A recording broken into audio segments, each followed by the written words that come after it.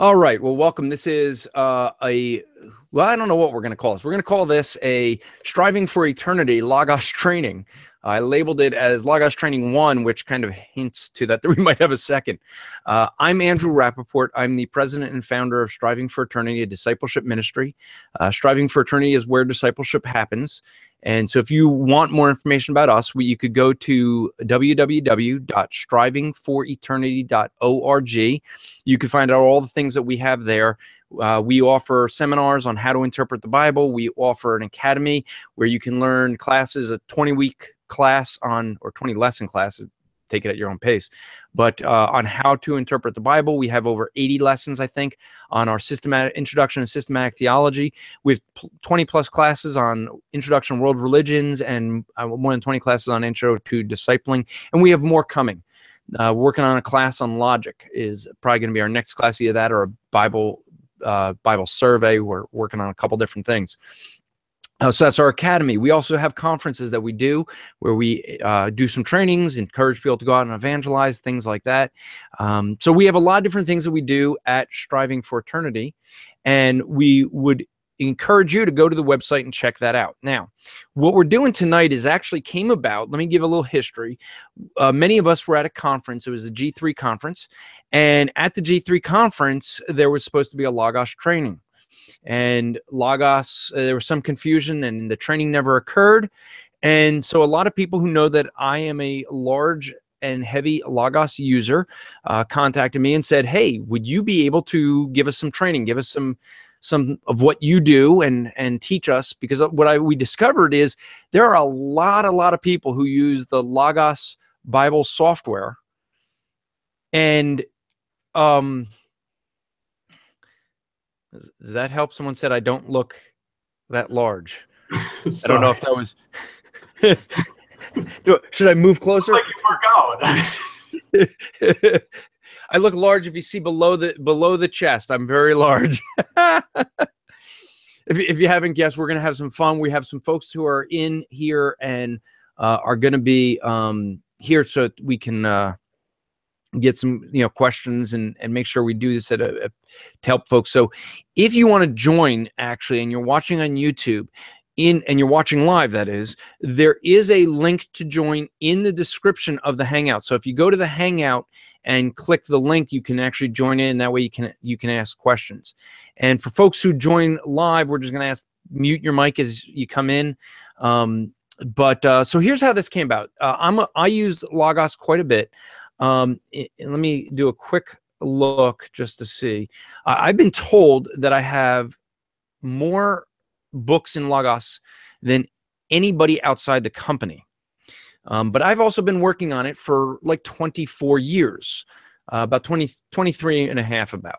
And I now have, as I look, 48,000 volumes in my Logos library, which is a lot, which means it kind of gets a little slow. Kofi's eyes just went like this. And so, Kofi, you're still young. In 25 years, you have that to look forward to. If you can convince your wife to let you keep buying books, that's the harder part. I can't vouch for that. But over a long period of time, I've been buying books. I buy them in bulk primarily so that I can get the best discounts. It is not a cheap software, I understand. But when people ask me, what packages should I get in Logos? My answer is always whatever gives you the most books. If anything that gives you the most books, get that. Whatever you can afford with the most books. But the thing is that I can honestly say now, I'm going to say this as someone with, I don't know, I think I have over almost 30 years of software development background. My background, I went to college, I got a degree in computer science. So that's my background. In all the software that I've worked on, in all the software that I've used, I can honestly say that I've never been more impressed with any software, Christian, secular, whatever, than Logos Bible software. And when you really learn how to use it well, it opens up so much that you can do to study the Bible. And so, and what we're going to hope, and those who are in the channel are going to pray, and some of you guys will understand this right away, is I'm going to be pushing my computer to its limits. For folks who don't know, I'm on a 9-year-old Windows machine that I have maxed out and cannot add anything more to it to get this to work. And so doing Logos and a Hangout can be dangerous. But we're going to see, we're going to assume that it's going to work just fine. And we'll see if that actually is true. So I'm going to share my screen right now. And and we're going to go through some basics. And guys folks who are watching on YouTube, I do have that chat open, so you can pop in a question if you have questions. If anyone in here has a question, you can pop it in. And I'll try to answer that. If you want to unmute yourself, you can do that as well.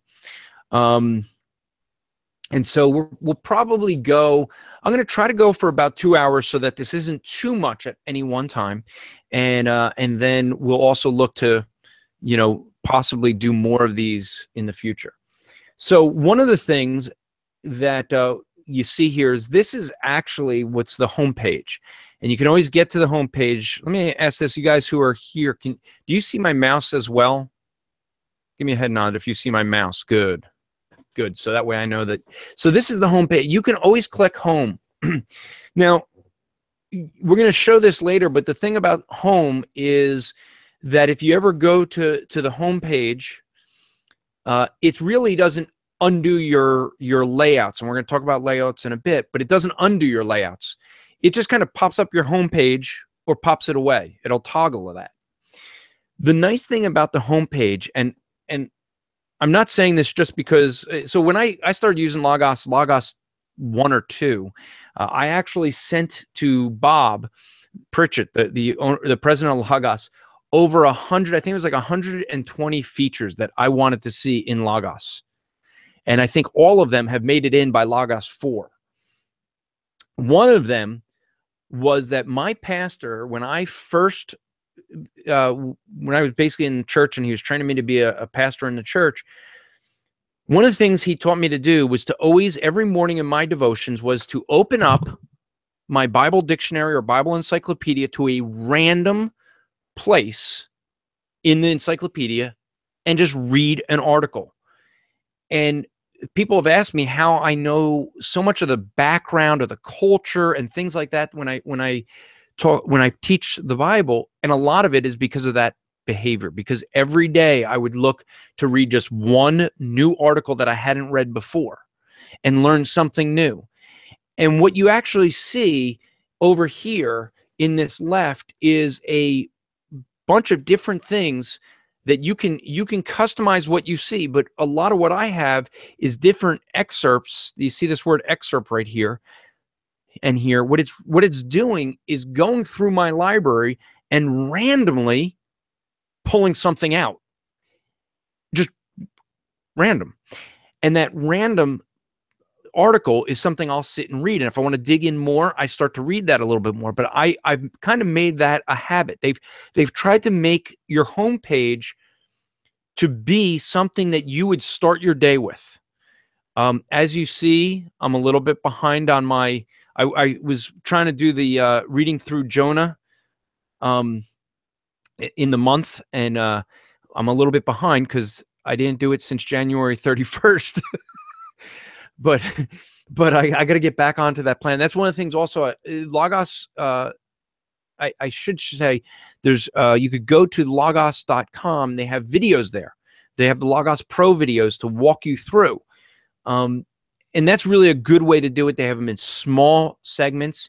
And that's what you see right up here is I keep those because when they do a new video, I'll click on this and watch it and play the new videos. So that's one of the things that I like in my homepage.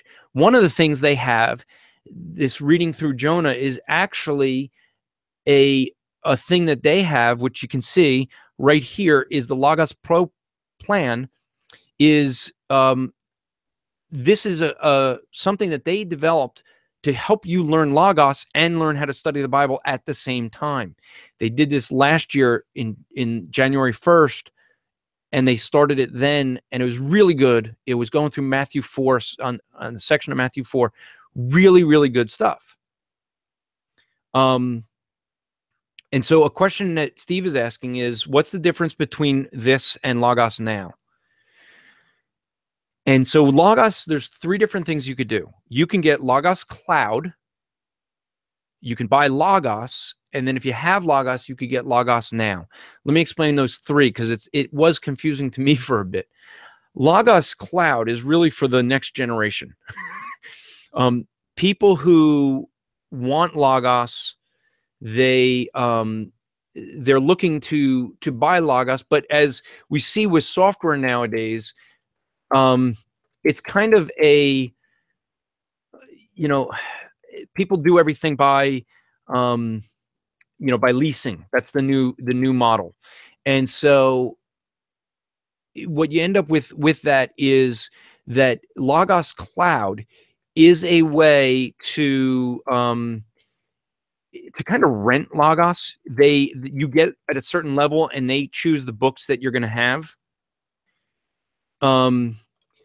So that's Logos Cloud. If you already own Logos, you're not going to want Logos Cloud. If you don't have Logos at all, Logos Cloud might be an option, but you're going to be limited on how many books you can get. So you're going to have to decide how many books you want to have in your library.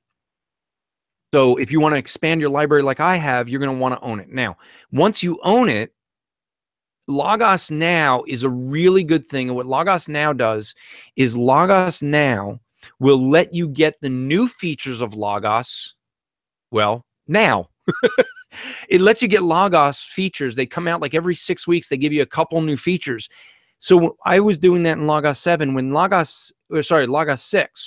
And when Logos 7 came out, the majority of those features I already had. I think actually I had all of the features. The only thing I didn't have was the new books. So I had to buy Logos 7 to get the new books. That's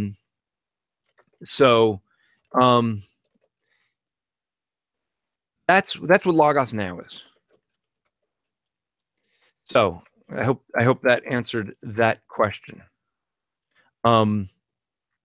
Just so we have those. So when you come in here, what I was saying was you could get the Logos Pro plan, and they have a thing of going through Jonah, and I really encourage doing that. Even though I'm behind because like I said, I mean, here you can see I technically started it the January 31st, and it's been a very busy month for me, or month and a half, and so I haven't really gotten to. I got to day 1 of that training. So, but it's a thing where that shows up right here. And so that becomes something. If you want to take further courses, and I have mine, as I scroll down here, you see I'll have my courses right here. Okay. And so these are courses you could take that are offered from Logos. The other thing you see here in this left is my prayer list. And you're saying, Andrew, those are all attributes of God. Yes, that's exactly right, because that's what I pray every day. So what I do is I have my prayer list here, and all I got to do is click on this. Well, if I hover over it, you can see all the things I have in that each of these different prayers that I have. And all you have to do is when you're done praying on it, you click the little button here, and it'll go away for that day, and it comes up the next day. And so I have a lot of my prayer list here. So you can set this up where you can have your reading, your Bible reading. If you are someone that likes to be liturgical and you have maybe one of the, or you want to do a morning evening devotional, like a Spurgeon's morning evening, that'll be here as well. And so, I'm just trying to make sure I saw questions pop up on there were comments on YouTube. So sorry. Squirrel distraction. Joe, I don't know what you mean by your name is on the list 29, but oh, you're saying 29 is the is the prayer list. Okay. Well, I'm trying not to go all the way down because I don't want, I do have people's names on there.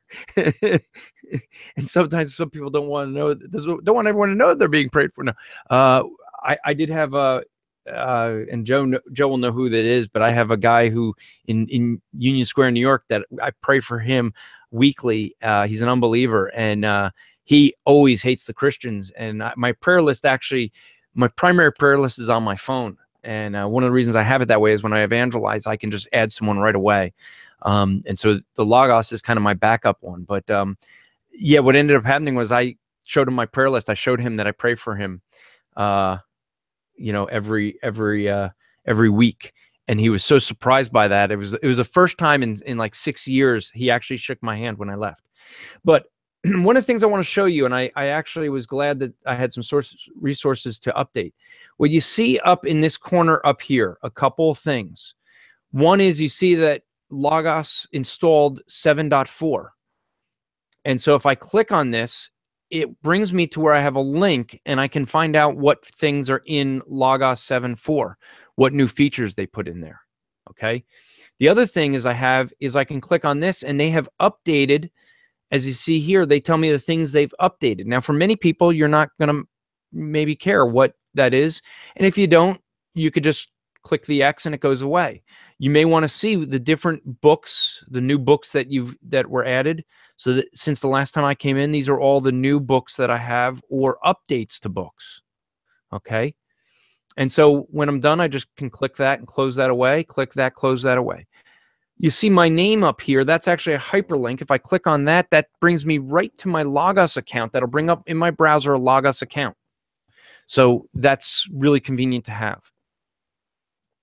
And I guess I didn't give it kind of an agenda. What I want to do today, at least, is I want to go through the homepage, kind of get everyone familiar with it and get you using it because it really can be helpful. But then I want to go through just a couple of quick things. And like I said, we'll probably do more of these, but I want to go over some of the basic things that'll get everybody started no matter where they are. And we're going to keep doing this and get more and more advanced. And I'll say this, the best thing you could do if you really want to know Logos, you really want to be a good user in Logos, is to go to the Logos camps that are put on by Morris Proctor. I would say, and I'm not, people have called me a Logos evangelist because I talk about it a lot because I just love their software. I love the Logos camp that Morris does. He is probably the best instructor I've seen in any subject, on any software, on any topic. I really was concerned that we'd get it stifled with so many people of different backgrounds into theology debates. He avoids all of that. Guy's super knowledgeable on every version of Logos. Guy's great. I mean, you go into one of the hangouts with or one of the classes with him, and he sits there and just right from the get-go remembers what version everybody's on. Oh, you're on 5, okay. What about your 5 gold? Okay. You're on 6 silver, okay. And he will then explain what everybody's seeing in all the different Logos versions and packages. It's amazing, but he doesn't waste a second. The guy uses a lot of repetition to explain things over and over, a lot of different ways so that you really get through it. He walks you through the steps. I would say if you really want to be proficient in Logos, taking Camp 1 and 2 is almost essential. They also have the videos that I mentioned earlier. Those are very helpful. If any of you have an Apple TV, the new Apple TV, you can get the Faith Life app on an Apple TV and get the videos on your TV. So if you want to sit and feel like you're watching it on TV on a big screen, you could do that. They actually, all those courses, you saw these courses that I had here, all of these are available on my Apple TV app. So I can watch them there as well. Besides the fact that they have 24-hour TV. So one of the things I could do is, if you see this little gear up here and I hover over it, it says customize. And if I click on that, you're going to see I have here that sidebar. Remember the sidebar I was telling you where I have my prayer list and everything else? Well, I could add a thing to start a new prayer list, to start a new reading plan on there. I can choose these different lectionaries if I want them. Okay. I have, the different reading plans that I might want to do. And so then you have all these different, readings that you could do. You could do Lutheran ones, for in Lutheran, you have the Common Book of Prayer. So you have all these things that you could add to your daily sidebar. And then this, where it says content, is this whole big center area. So you could choose, if you want to change your Bible preference, which one you want to use. If I click on this and then I click anywhere else, okay, what you're going to see is this page is going to redraw, and as it's going to redraw, it's now going to have something new, and that something new is going to be a choice where I can now choose which Bible I want as my default. Now you notice that all of a sudden some things changed, right? There's some different things here that are different. It went out and grabbed a whole bunch of new articles from my library. And so I have different articles now that I could click on and read. Excuse me. And so when you go with the gear, you have a lot of things you could choose from. You could choose your daily devotionals. You can choose the Faith Life, which, by the way, is the company that now it used to be called Logos Bible Software. They now have the bigger company called Faith Life, which is much bigger than just the Logos Bible Software. They have their own social media site, which we're going to start moving some of our Bible study that we do on Monday nights over there for discussion. And the Faith Life group is kind of like a social media site that you can use. Really good for churches and groups that want to do study together, because it's like social media, but it's on specific topics. And so, I end up wanting to keep in touch with like the Faith Life blog and Faith Life Today. I don't have a concern for Faith Life Woman because I don't care about women. No. It's just not stuff for me, really. I don't need the notification stuff. The Logos blog, well, I get that in my email, so I didn't want it cluttering this up, so I uncheck that. And then I have media, where it's going to go through my media and pull different things.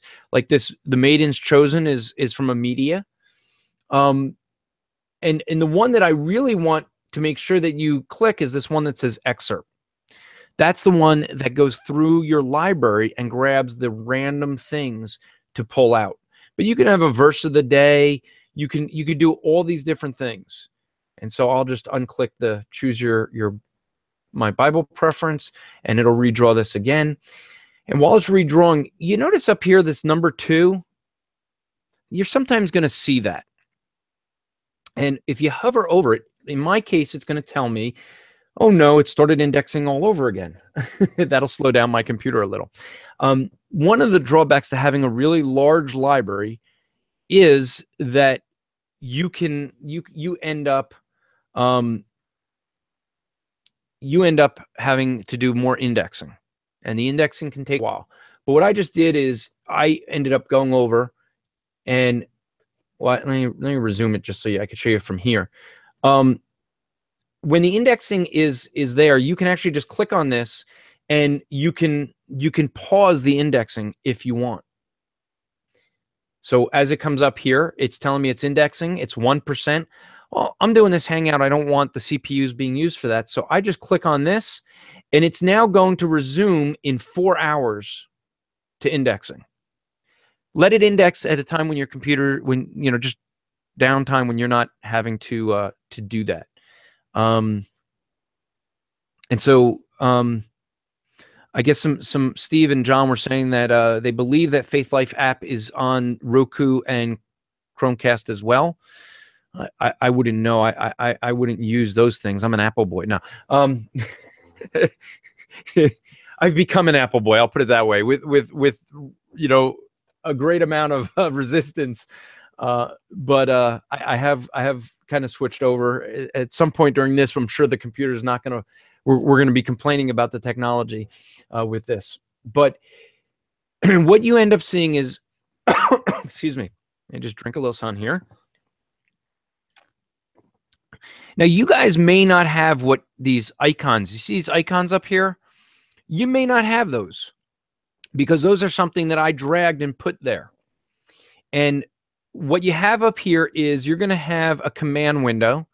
And as you start becoming more proficient with Logos, you're going to use this a lot more, because what you're going to want to do is, if you want to open up a Bible, I could just, if I spelled ESV right, I could just do ESV, and automatically I have a choice of opening the ESV, and that will open it right away.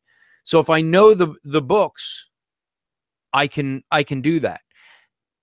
And so there's a lot of different commands you could do, but here's the thing you could do. Say I wanted to open the ESV. I could take this little thing.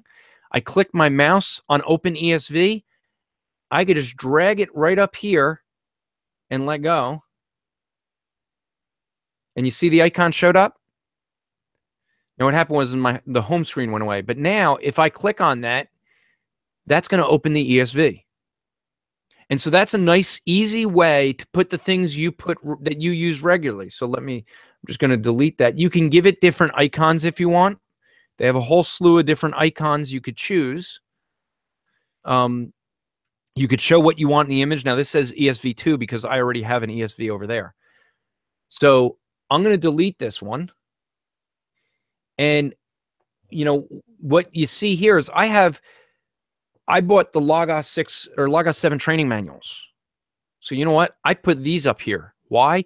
Because I go to these manuals quite a bit to try to figure out, these are put together by Morris Proctor. Great to have, because when you like, gee, let me get an overview of the homepage.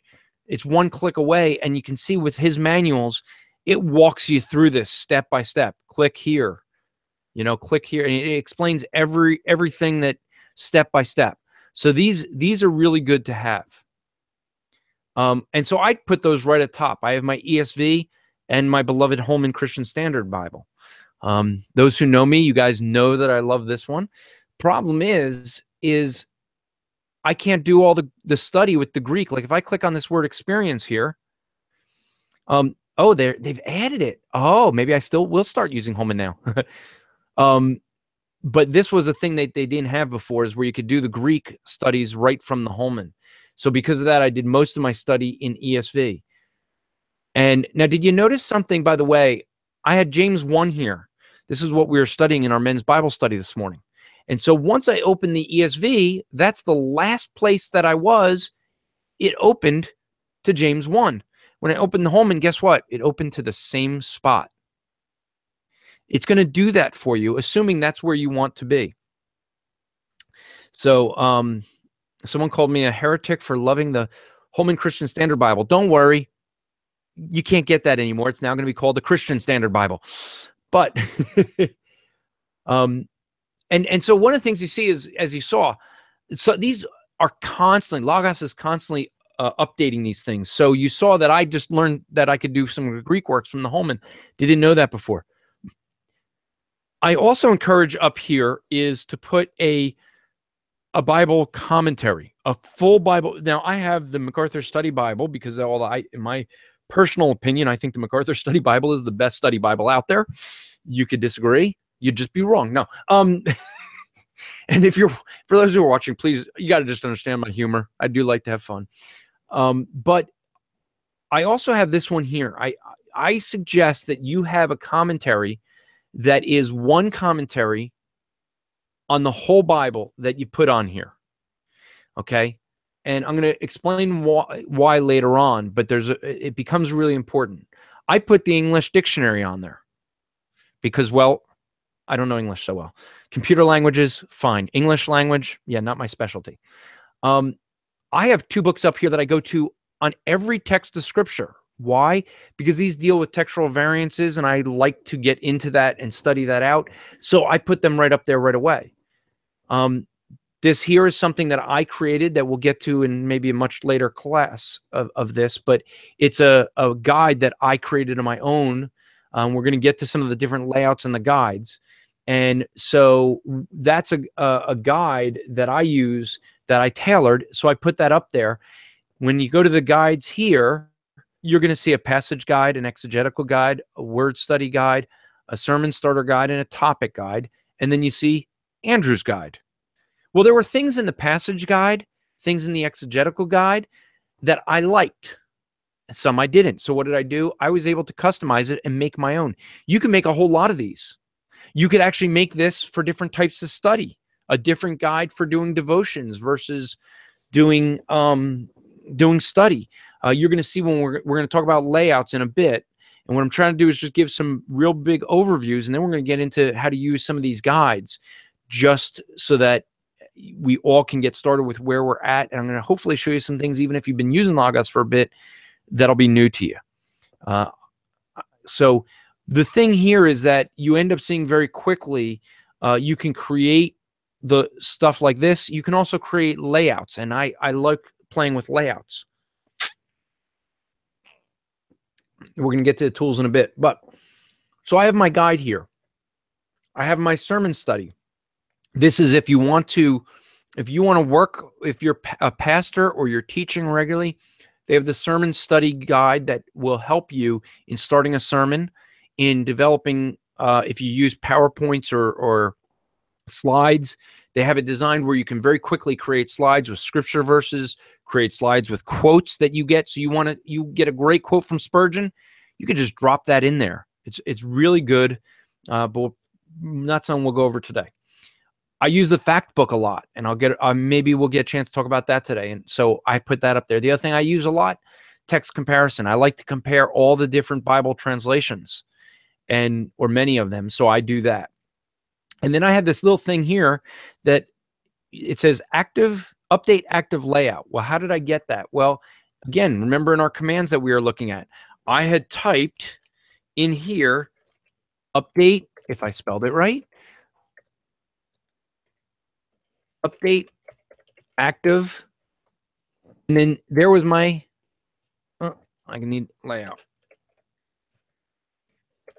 Update active layout. And what I did was I grabbed this and I just pulled it over here.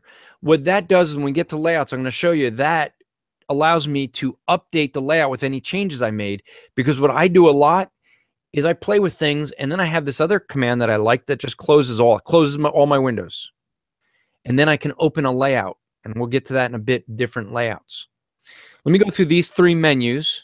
By the way, you see right now I'm at a blank screen. At any time I could click home, and that just comes right back. So what the home is, the way this is you click on it, it'll disappear. Click on it again, it shows up. So it's designed that you could just click on it during the day, and once a day, and look through it.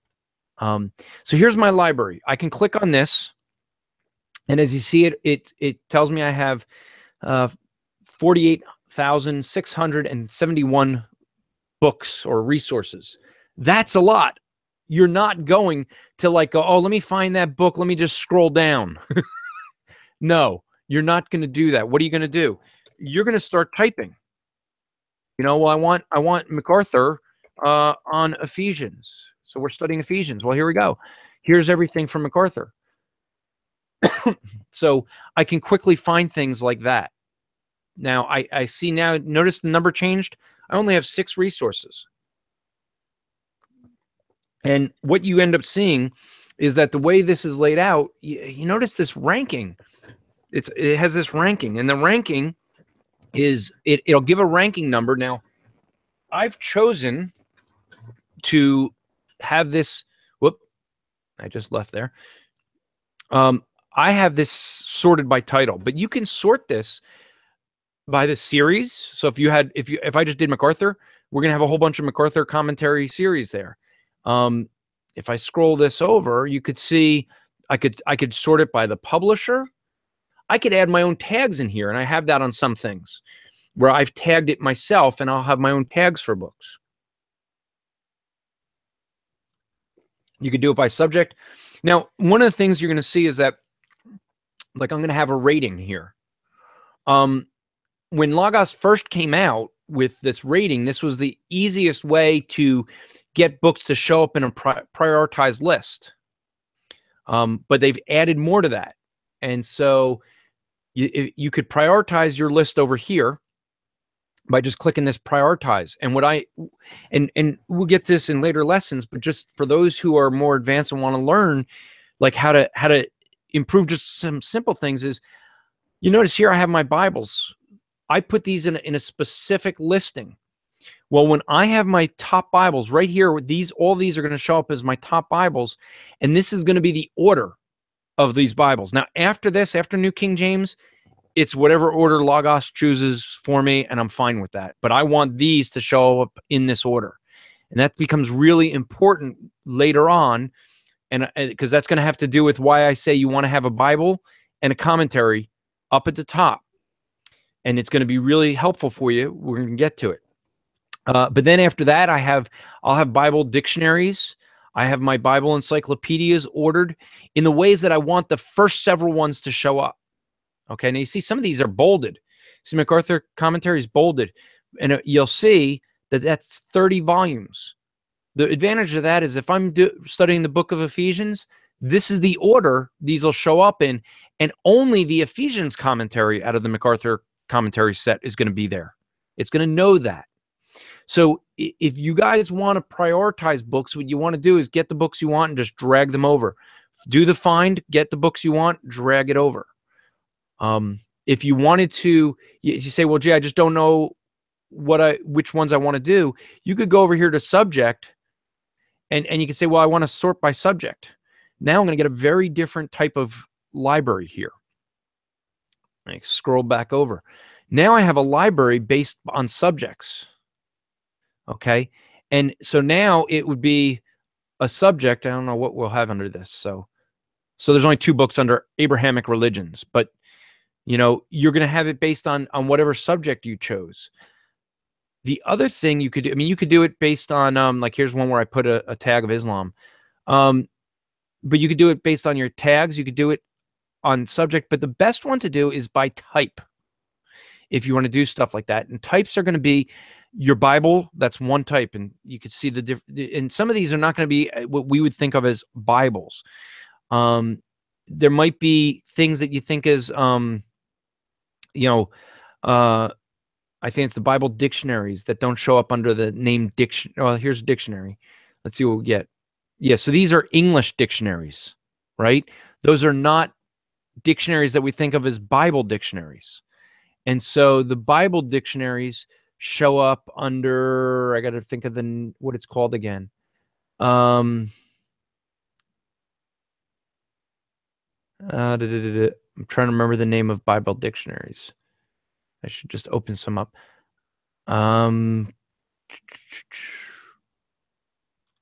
Okay, let's see. I don't think it's under.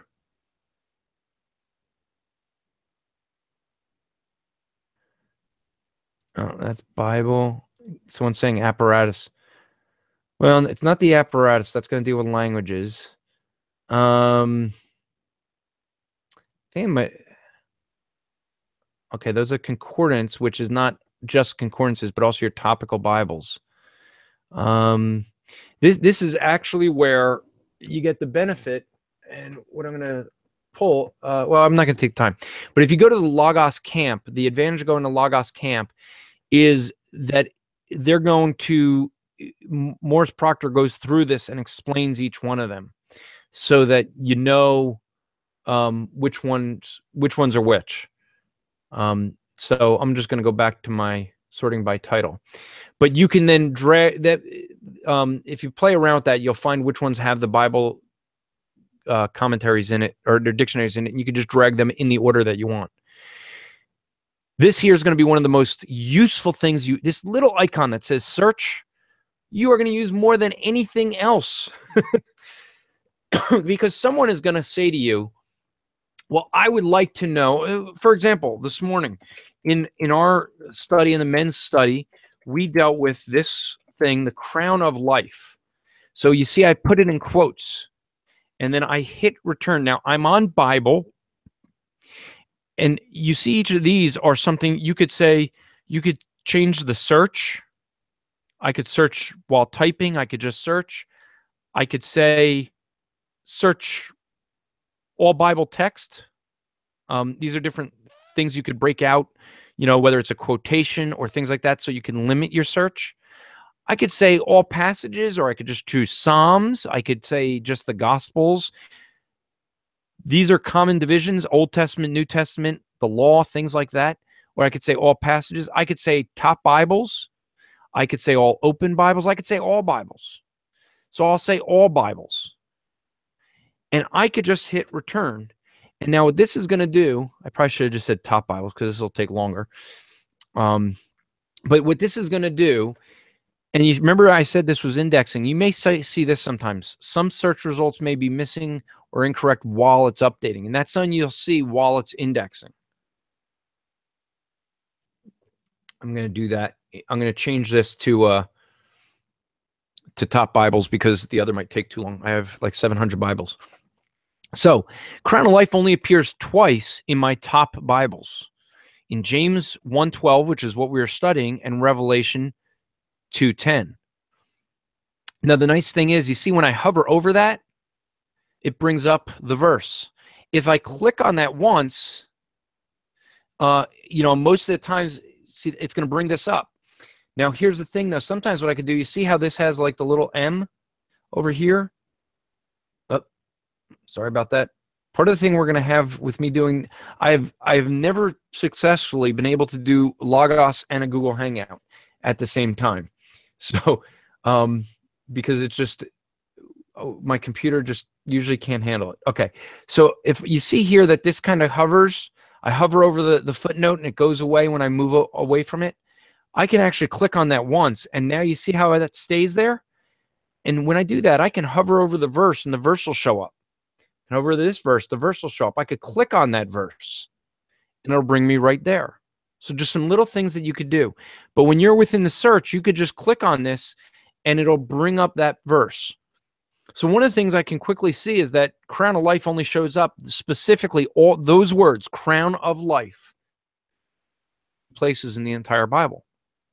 Well, then you say, well, what about crown? Well, I could just type and say, well, give me all the places that crown shows up. If I spelled it right, it would show up right. But spelling is not something that you know, Logos can really help you with completely, but it will try. For example, when I start typing, you see that this is looking for something. It's going to start trying to figure out what it is I want to type. So if I just don't know how to spell things, you know, I'd love to look something up on Barabbas, but you got me how to spell his name. I could just start and it will come up and give you some suggestions. But that takes time, and we're having the Logos kind of take its time here because of the fact that I'm indexing. So here's now all the places. Here's all the places that that the word crown is going to show up. You can quickly see that it shows up in 264 results, okay?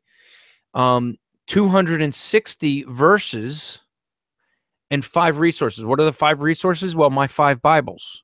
If I was to tell it, I just want this in the English Standard Version, and then it's just going to give me English Standard Version. So I can say this shows up 57 times in the English Standard Version. I could add other versions to that if I want. I say, well, you know, I'd really like to know how the Holman Christian Standard has it. Well, now that shows up. You see, so I can add translations there as well. That's a Bible search. Your basic search is, you know, I want to do a Crown of Life. Let's get back to that from this morning. And it's literally is what I did as someone asked the question, what is the Crown of Life? Well, I quickly typed this into a basic search, and I was using my Mac, so it was much faster. It's just that I don't have the Mac that I can't use the Mac for these Hangouts is the only problem.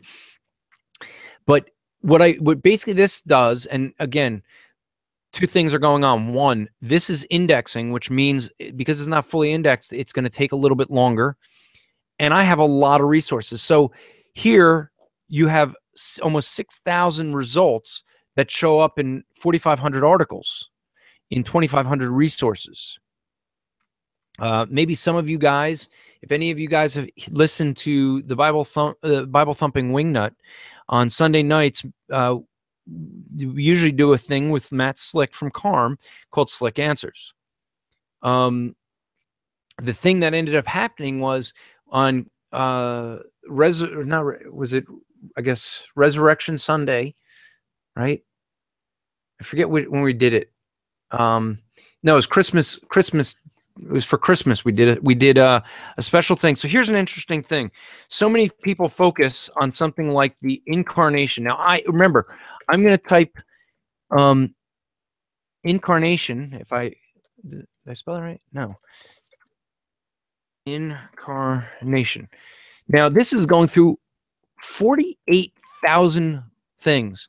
Now, look at this. Incarnation shows up 139,000 times in 67,000 articles in 13,000 resources. I mean, the incarnation seems to be a pretty popular, talked about thing.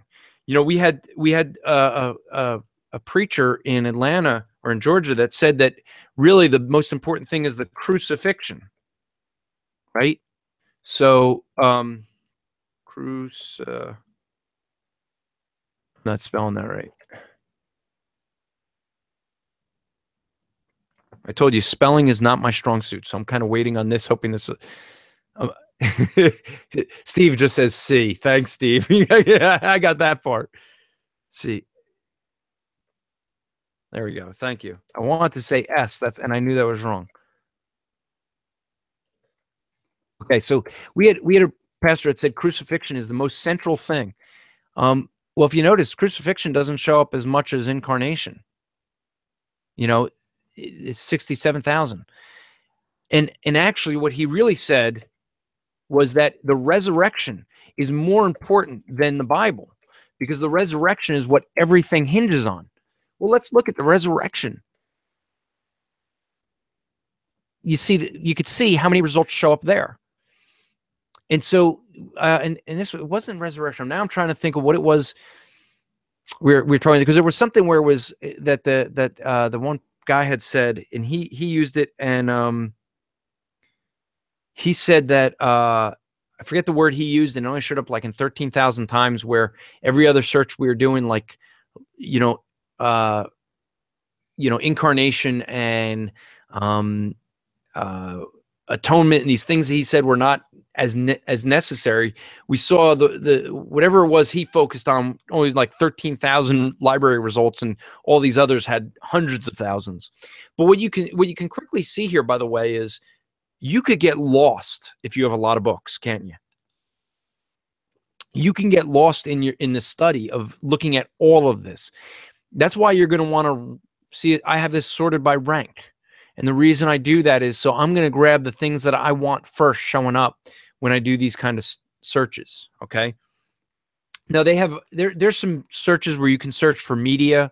You could search for, if you're dealing with original languages, you could search for the clause and the morphology and the syntax.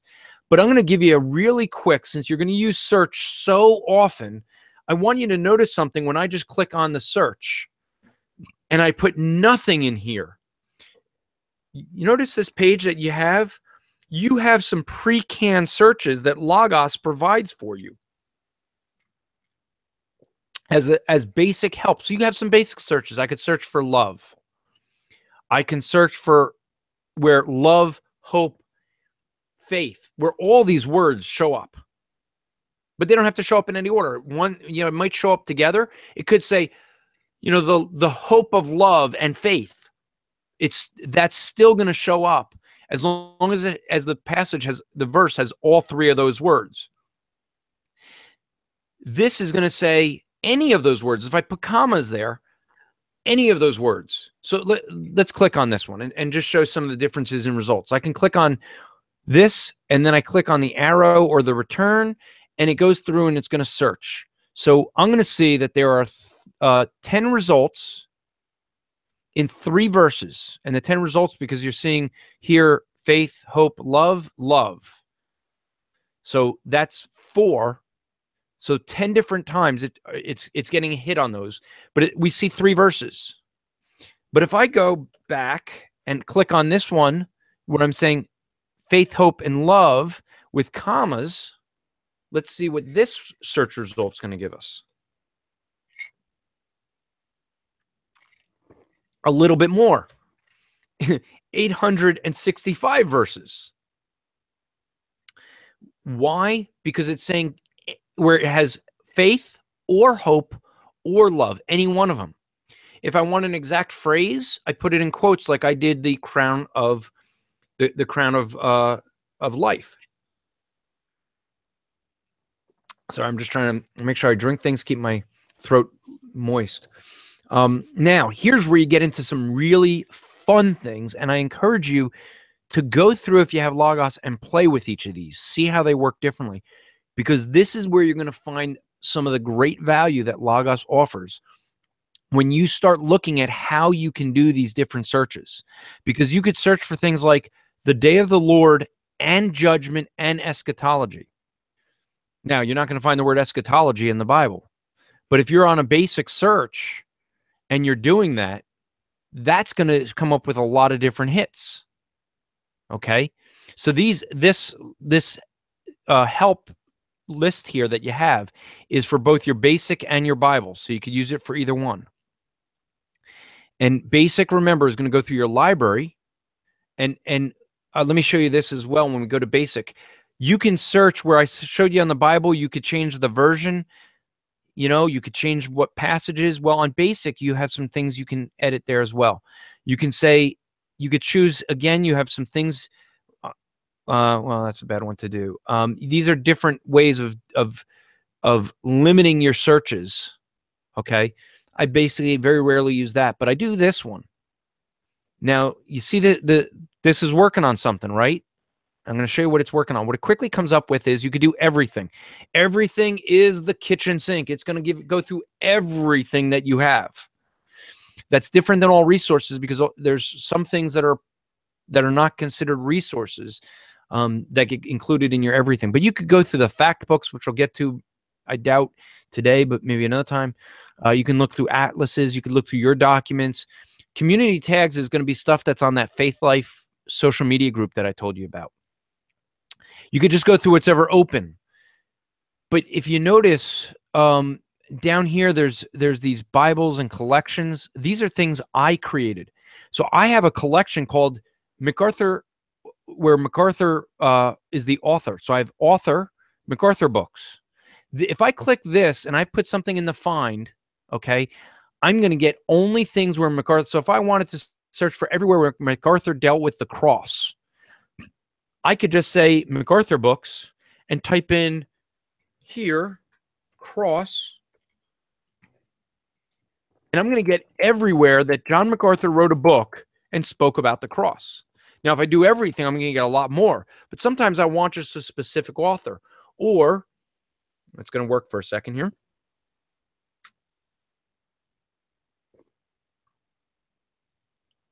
I'm just waiting for it to finish. Okay. I can go, and these are things that we'll get to at later times. Or if you go to the Logos camp, you're going to get this. But I've set up things for Bible dictionaries, English Bibles, Greek Bibles, Hebrews Bibles, different commentary. I have commentaries on every book of the Bible so that I can search commentaries. This is stuff that I set up, okay? But this saves you lots of time, and it's actually easy to set up. Once you start doing it, you learn how to do it, and you set them all up, and it becomes very easy. But it's going to remember what I do. So you know what? I want to go back to all resources because I don't want to forget that sometime in the future. Oops, and now look, we have hundreds of thousands of times the cross is mentioned. You can have some really cool searches that you could do. As you see, hold on a second. Okay, so some really cool searches that you could do here that become very, very valuable. I want it everywhere where Jesus and not Christ, where it's only Jesus mentioned. You have this one. You could say where I want Paul or Saul of Tarsus. Now you see how it's in brackets. So I'm saying I want Paul or Saul of Tarsus, and Saul of Tarsus is in quotes. So I want it specifically the word Saul of Tarsus or the name Paul, and I want apostle, but I don't want missionary. You see how you can join these together, these search results, And it gives you so much. You could do, I love this one a lot, where you could say, I want the person, Jesus, or the person, God. And you see, again, that's in brackets to keep the or together. And you could say where it intersects with the speaker, Jesus. In other words, I could say I want the speaker or the audience. Here, I want the speaker. Jesus is speaking. You know, we'd call that the red letter print, but I turn that off, by the way. That's something else you could do on some of the Bibles. You know, you could turn that off if you prefer not to have red letter. I think I turned it on for showing something this morning, so it may still be on. But you could do things where I want where Paul is speaking, and you know, the topic might want to be marriage. You know, so husbands or wives or something like that. And you could say, well, I want Paul where the speaker, and you got to pay attention to these little squiggly lines. And the nice thing about that is if you click on this, you see how it instantly jumps up there? So if I want to say that the speaker is person Paul, I could just change that. If I don't want this other part, I just delete that. Now I don't have to worry about the syntax of it, and I just click return, and it goes through. Oh, I didn't want to do it there. Let me go to a Bible one. And now I'll go through, and now I have everywhere in my ESV, because that's which one I chose here, everywhere where Paul is the speaker. And look at that. We have things in Acts. Okay. So you could do things like that. That becomes very, very helpful. So I use ones like where it says speaker, things like that a lot. But then this one I use a lot as well. You can say Jesus before Christ, or Jesus after Christ, or Jesus near Christ. So what's near? Well, I'm not sure how many words you have to be near, define near. But I do know that you could do things like this. I want Jesus within 4 words of Christ. So if I click on this one, just for a quick example, here you see here, Jesus who is called Christ. Well, those are 3 words. That's the 4th word. That's 4 words. So Jesus is within 4 words of Christ. So that shows up. If I said, so what verse is that? That's Matthew 1:22. If I said 3 words, Matthew 1:22 doesn't show up anymore, does it?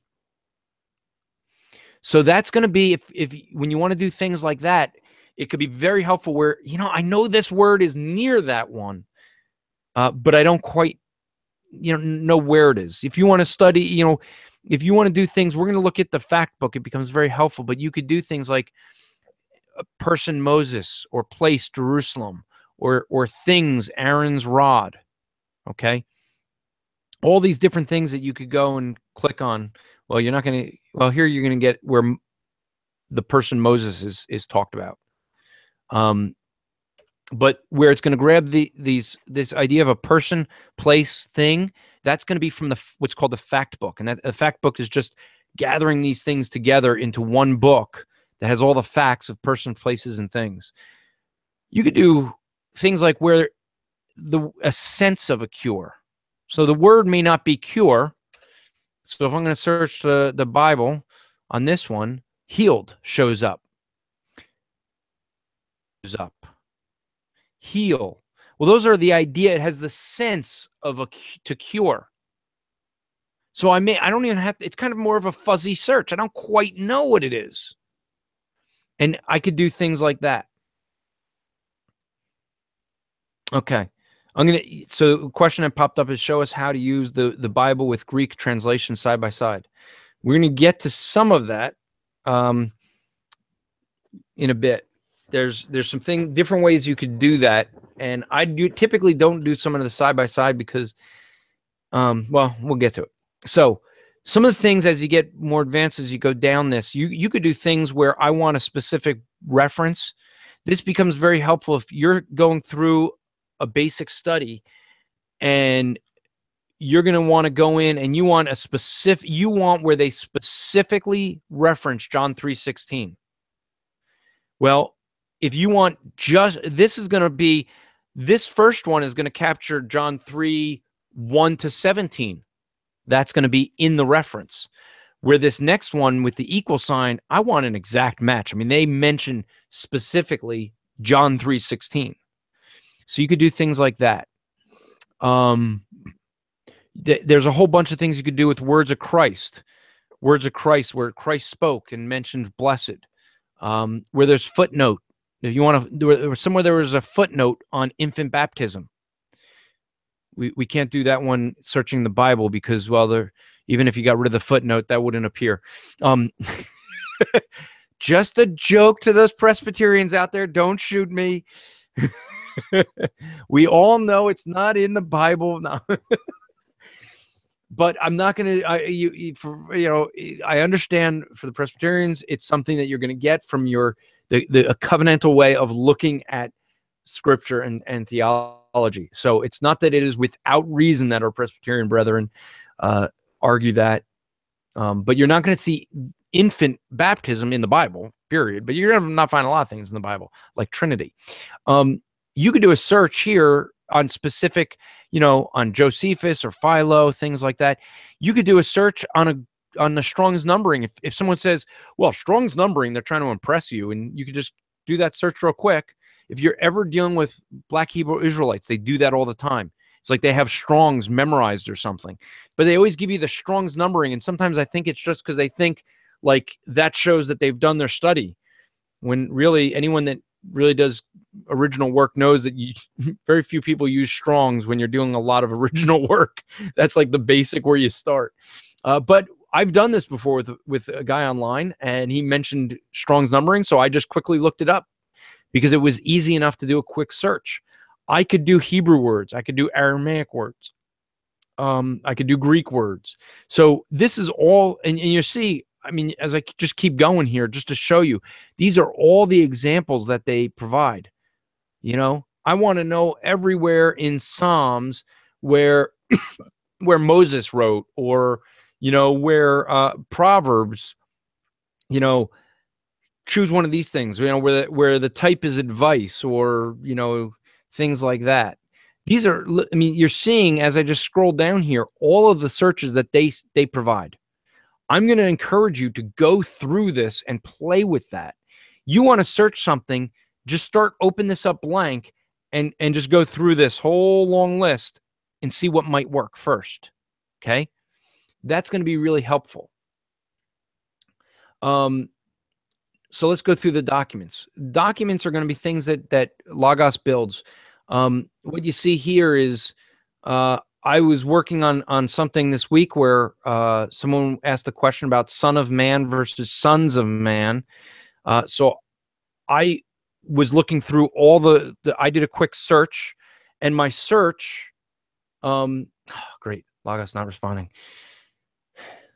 I did warn you guys this was probably going to happen at some point with my equipment. So this will be a good time. I'll give a quick plug for something else while this is coming. Oh, now it comes up. I'm going to drop in the chat a link and I'll drop it in YouTube as well. If anyone would like to help us be able to get some new equipment so that we could do more things like this and not have problems with the computer, Striving for Eternity is trying to raise some funds for computer and other equipment, some equipment for podcasting and things like that, and video editing, all this stuff. And so that you can help us there.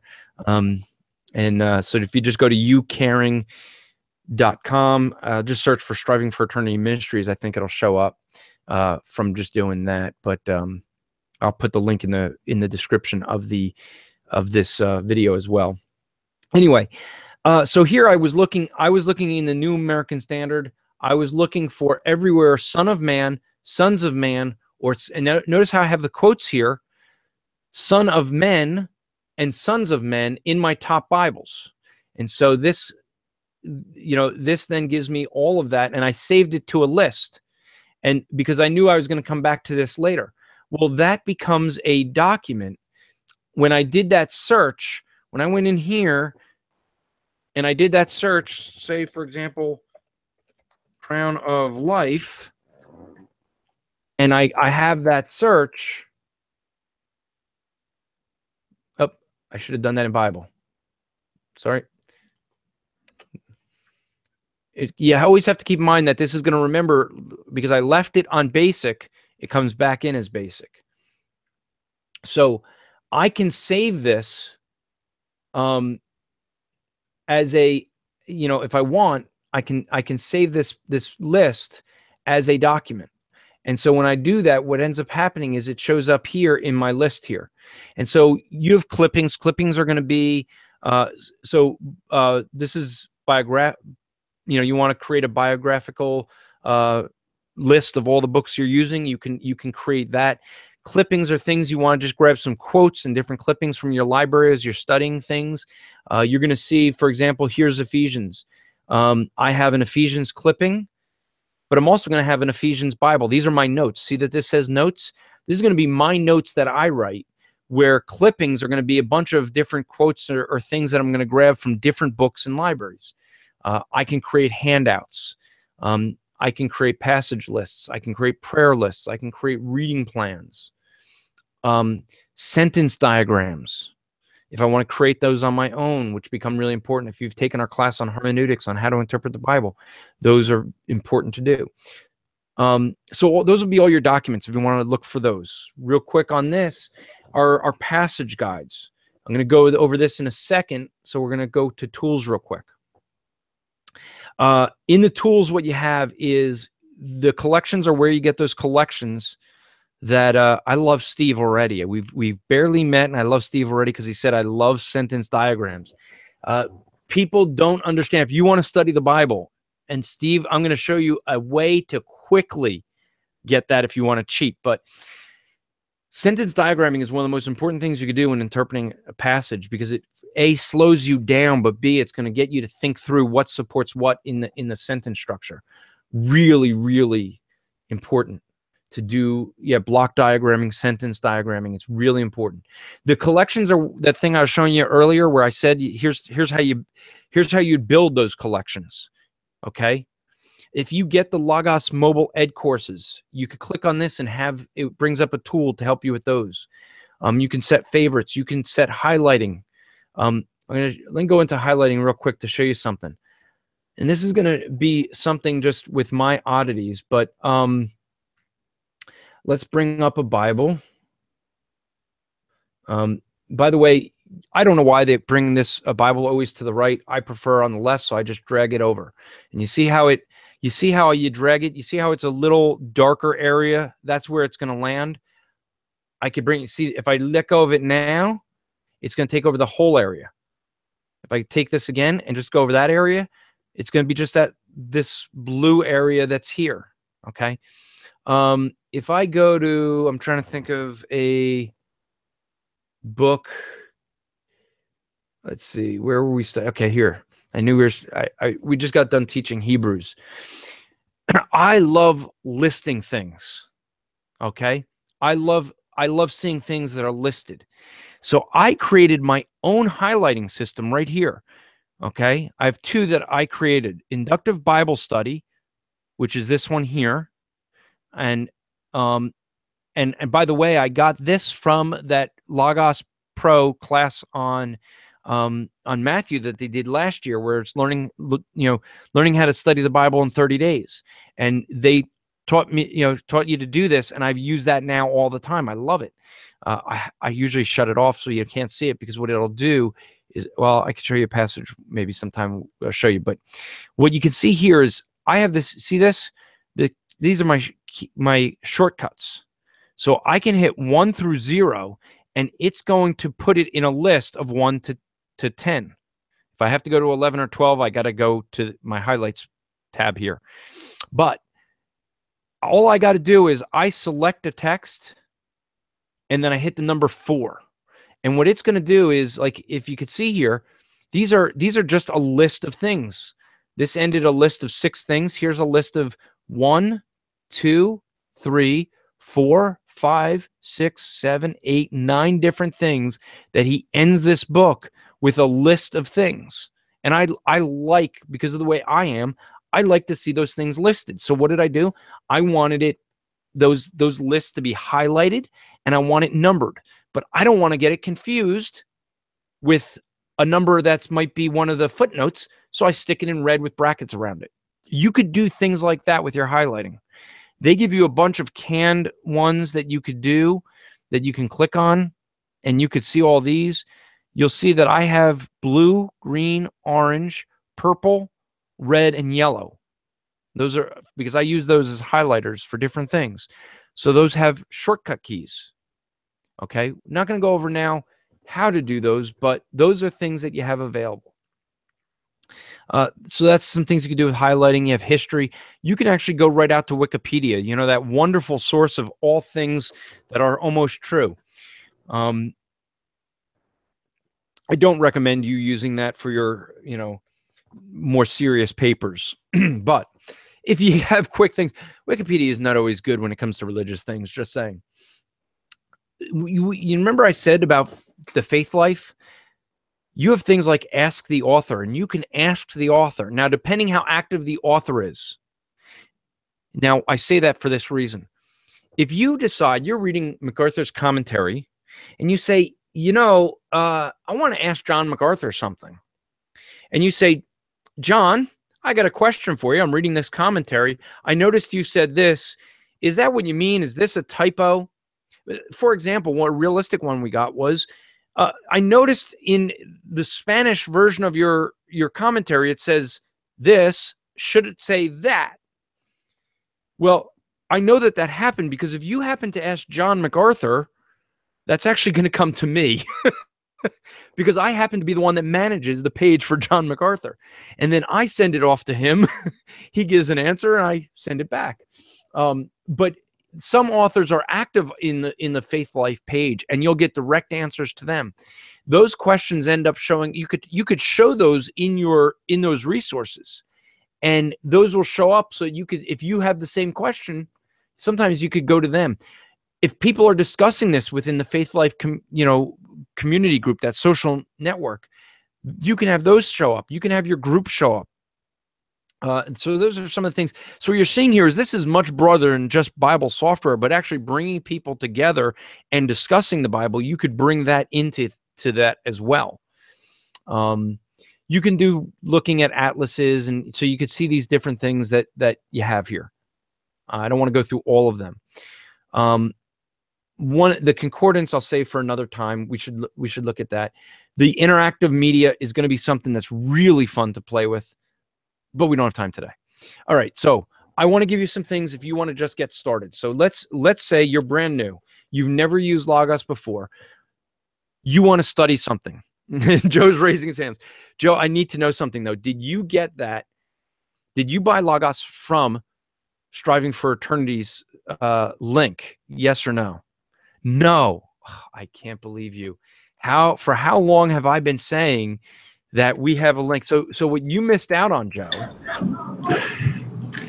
I have to explain to you what happened. Okay. Got a free download for, it was like the basic. It was a $300 value. All right. So to buy the silver on your page was almost $1,400. To buy it on Lifeway, since I had that $300 basic, I was able to buy it for $1,000. Through, you said, was it through Lifeway, or that was? Yeah. What is it? Not through Logos. Through Logos is the weekend special that they were doing, right? Yes. Yeah. Yeah. They were giving it away free. See, I can't compete when they do that, and I would have loved to bought it for you. If you would have been able to price match, I would have been there. Oh, yeah, I fully understand. So here's what we have, and I just put the link out for folks, and I encourage you, if you guys could share that link. Here's what we do. Striving for Eternity has an agreement with Logos, and what they have is if you don't own Logos at all and you purchase it, you go to logos.com/partner/striving. You get a special offer for people that are from our ministry, and what it is they give, I forget if it's a 10 or 20% off, and you can look at the price in there. You also get a free book that we have chosen, which is Spurgeon's commentary on Hebrews. And that comes as a free gift from Striving for Eternity if you get it through us. That's something that we have worked out with them and provide. But Joe, just wanted to save some money. Man, oh man. I would probably recommend doing the same thing. So you're here at the homepage, and so Joe just got it. He's brand new, and he says, I would like to study. Well, I know what Joe wants to study, because Joe is planning on Monday night. He knows he's got a Bible study that he's got to be part of, and we're studying through the book of Ephesians. Now, notice I didn't type all of Ephesians. I just typed Ephesians. In fact, I didn't even put a space between Ephesians and the number 3. Notice what it immediately came out. Oh, it's giving me a bunch of lists. And notice it has Ephesians 3, but then it tries to get these groups that it thinks it's breaking down. But you see, Joe knows that we didn't quite finish, and so we kind of left off in verse 18. So I'm just going to put a dot there because that's less keystrokes than a colon, and I'm going to put 18. And he knows that since I'm teaching, I'm ambitious, and I think that we're going to get all the way to 4 verse 8. So he's going to study that out. Now notice how, even though I didn't put spacing and I put dots instead of colons, Logos says, hey, that's fine. We'll help you. We'll figure it out.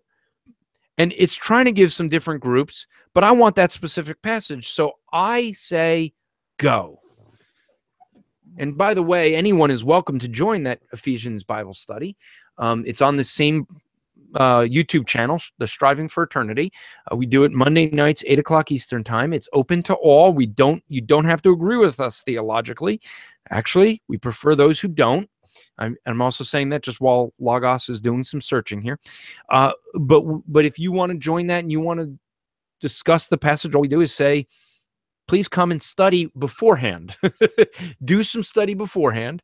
So it's not me teaching, but it's all of us looking at the text and dealing with what the text says together. Now, you're noticing that this is taking some time to pull some things up. What this is doing is, and if my computer was faster, it would be done already, but Logos is going to pull up some basic things. 1, it pulls up this passage guide. 2, it pulls up this exegetical guide. Those are those 2 guides that I said we're going to deal with today. It pulls those 2 up. It pulled up all my top Bibles over here. It pulls up a study Bible down here. Now, the study Bible it pulls up is the Faith Life Study Bible. That's the one that they have where they've worked online and build the community. It pulls up a text comparison here. Okay. And then this information bar. So this is the default that Logos has designed. Now, you see how this is taking a long time to pull these things up? There's a way to speed that up.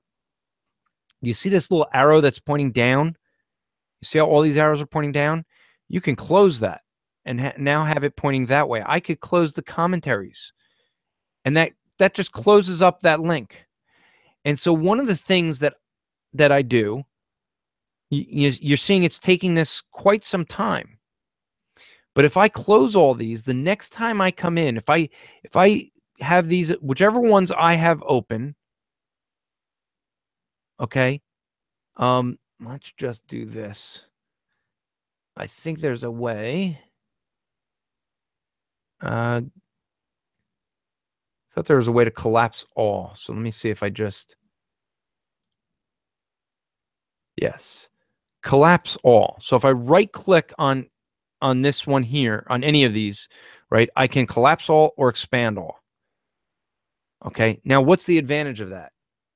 Well, if I close this out, say I accidentally closed it out. Now it was still trying to, so we just got to give it a split second because my computer's not responding. There we go. Now, I didn't mean to close that out. Let me go back and open the passage guide. Okay, it brings this up. Now notice it didn't actually start it yet until I hit return. See how much quicker that was? You don't see all those things scrolling. What this now is doing is, because I closed them first, and so I encourage someone, like in your case, Joe, open the passage guide, collapse them all, then close it. Now I happen to like my passage guide over here, so I'm just going to take it and drag it over. Oh, come on. Andrew, you may mind if I come in for a sec? Of course I do, but go ahead. No. Thank you. You've mentioned Camp Lagos a few times. I just want to let everybody know the website for that is not Lagos, but it's mpseminars.com. I put the link in the Hangout chat. Also, if you are a student of seminary, there may be deeper discounts. Besides this 10% from Striving for Eternity. I remember when I bought mine, I got the 10% plus an additional 30% because I was going to school. So thank you, because I forgot about that. Yeah. You get, if you are a seminary student, Bible student, I think you get like 40% off on the Logos. And so I had to turn Mitch up a little bit with the volume. So I'm dropping it in the chat here. And I should say the inside chat, because there's two chats with Google Hangouts. So I don't know if you guys have been chatting on the outside chat, someone's going to have to add me to it so I could see it. But mpseminars.com is the link that you want to go to for search, for the Logos training, the Logos camps. Now notice how you see this little orange, that little orange area. This window, if I drop it here, you see how the blue area is covering the whole thing? Or I could drop it just on the top or just on the bottom. I wouldn't usually like to do that, but if I drop it on the bottom, you see it's going to split that window. If I wanted it up here, that orange bar says that this is going to be on the right of the exegetical guide. If I go over here, it'll now be on the left, and I can let go, and it's right where I wanted it to be. So that's something you could do with moving things around. This screen that you see here is called your layout, and you can save those over here in layouts. I'll just show you real quick, and then we're going to get to the passage guide. But with the layouts, you're going to see over here, you see this one's not named. I can save this as a named layout, and it will show up right here in your layouts. You can see every time, this is when I close the application. Well, I can save that, or, I could just delete that. I don't want that one. This was my Ephesians study, because that was the last thing I was doing. And so I have that, and I could rename it. I could delete it. I could click on it, and it'll open that layout. Okay. So, well, let's just do that real quick. I hope it'll be real quick. And so the advantage of layouts, while my computer's not responding and wakes itself up, the advantage of the layouts is, if you saw, I have a layouts for end time studies, because I've been asked to do some different studyings on end times. And so I have all the resources kind of set the way I want for that study. I have things like this class that we're doing, this Bible study we're doing in Ephesians. Well, when we're having the class, the screen that's coming up now is what I see when I'm doing my study. Now, there's one extra thing here, and that's someone brought up the question of face-to-face on a separate thing, and that was in here, that all the places where face-to-face shows up. But I have, my ESV that we're going to look at, and that'll show up here. Now, I haven't saved this for a while, and so it's showing up with, Ephesians 2, and it should be Ephesians 3. But that's easily fixed. And once I fix it, I would click the update right up here. And then the next time I show up, it would have that. Now, I want to get back to that previous layout. Well, this is what it is now, but I have that snapshot that we had just before. I could click on that. It's going to close all of these windows, and it's going to bring back the one that I just was on a moment ago. And granted, with this computer, it takes a little bit longer. And so it brings us right back to where we were. You can save that if you want to. So what you'll see here is this quick start layout. Logos provides some layouts that you can play with and see how you like them. And you can update them. You could change them as you want. You could load it. You could replace it. You could do, whatever you want. Then you have some homepage layouts, Bible reading, lectionary, passage guide, topics that you want to do, and you can play with those layouts. These are all the ones I saved. I have my devotional study, my end time study, Ephesians, James, because I had some different books in James that I wanted. This was one that I created at the Logos camp, and I just never got rid of it. This should say, this is my last study. This is actually what we're teaching in our Wednesday night class.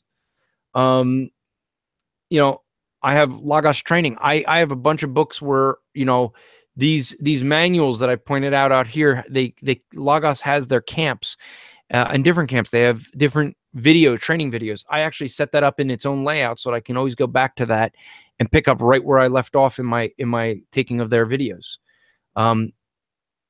Power reading is something that I use just for all it is. All the power reading is my Bible is half the page, and this information page is half the page. And the reason for that, if I go over, excuse me, if I go over a word and click on this in my Bible, you all of a sudden see something happening over here in the information page. It's going to come up with first one is a dictionary definition. It's going to come up with the Greek. And so I'm going to see here different things about the word, info about the word. Sorry. And so you have different things you can end up looking at. And if I click on a different word, this is one of the quickest ways for me when someone says, what does this word mean? Well, I don't have the Greek memorized. What's the Greek word? The quickest way is for me to click on it. But you see, as I hover over it, look down here, look down at this where my mouse is here. As I hover over generations, you see it'll give you some information about it. Here's information about the word comprehend. Here's about the word know. Okay, so you can end up just as I hover over these things, you can quickly see, so this word work is a singular feminine. You have the Strong's number. You can quickly see it's a verb. It's present, middle, participle. Well, if you understand the Greek and you understand those things, you can quickly look at that, and just by hovering over it, you can get that information. Or I can click on it, and when I click on it, it's going to give me that information here. And so I may want to look at that here. And so here I see, oh, it's a verb, and I don't know what middle means. So what do? I hover over middle, and it says it's a grammatical voice that signifies that the subject of the verb is being affected in its own action, is acting upon itself. Oh, okay. Now I know what middle voice means. I can just hover over it, and I can have that. Now I know what it means. I could click on it, and it'll give me accusative. Oh, that's an accusative. What's an accusative? I can look that up. Okay. So when you hear people say, well, this is a present tense, present middle, and you're going, what does that mean? Well, I can just hover over this, and I could figure that out. Even if I don't know Greek, this helps with some of that, when you want to look at that. Okay. So now remember I said that we have all these things collapsed. Well, they come that way. It's quicker in doing this. Now, these are all the sections that Logos puts in, but you can add sections to this. You can remove sections from this. Same with the exegetical guide. Okay. The exegetical guide is going to have sections in there, and you can add to that. You can remove from that. And if I click on it, it's going to say not responding, which is very nice. Let's see. I'm just going to take a look at my computer. So yeah, the CPU is kind of being, I guess I closed the exegetical guide by accident. No? Okay. So let me go to the top of the exegetical guide. So this is the exegetical guide is going to be dealing with the words. Okay. And so what you're going to have is your sections. I'll just close this for a second. You have textual variants, Most people aren't going to care about that. You see how now it's starting to build that? You notice that? It didn't build it till I opened it. Okay. If I open the word for word, because that was already built, that's going to open very quickly because it was already built. Textual variants, it didn't start. So I'm going to open up the visualizations. And as soon as I click on that, now it's building that. It's going out and building this table of things at that moment. And so for a lot of people, you're not going to worry about these things, but the word for word is really helpful. What the word for word does, here's Ephesians 3:18. Here's your Greek. Here's your English. I happen to have the ESV.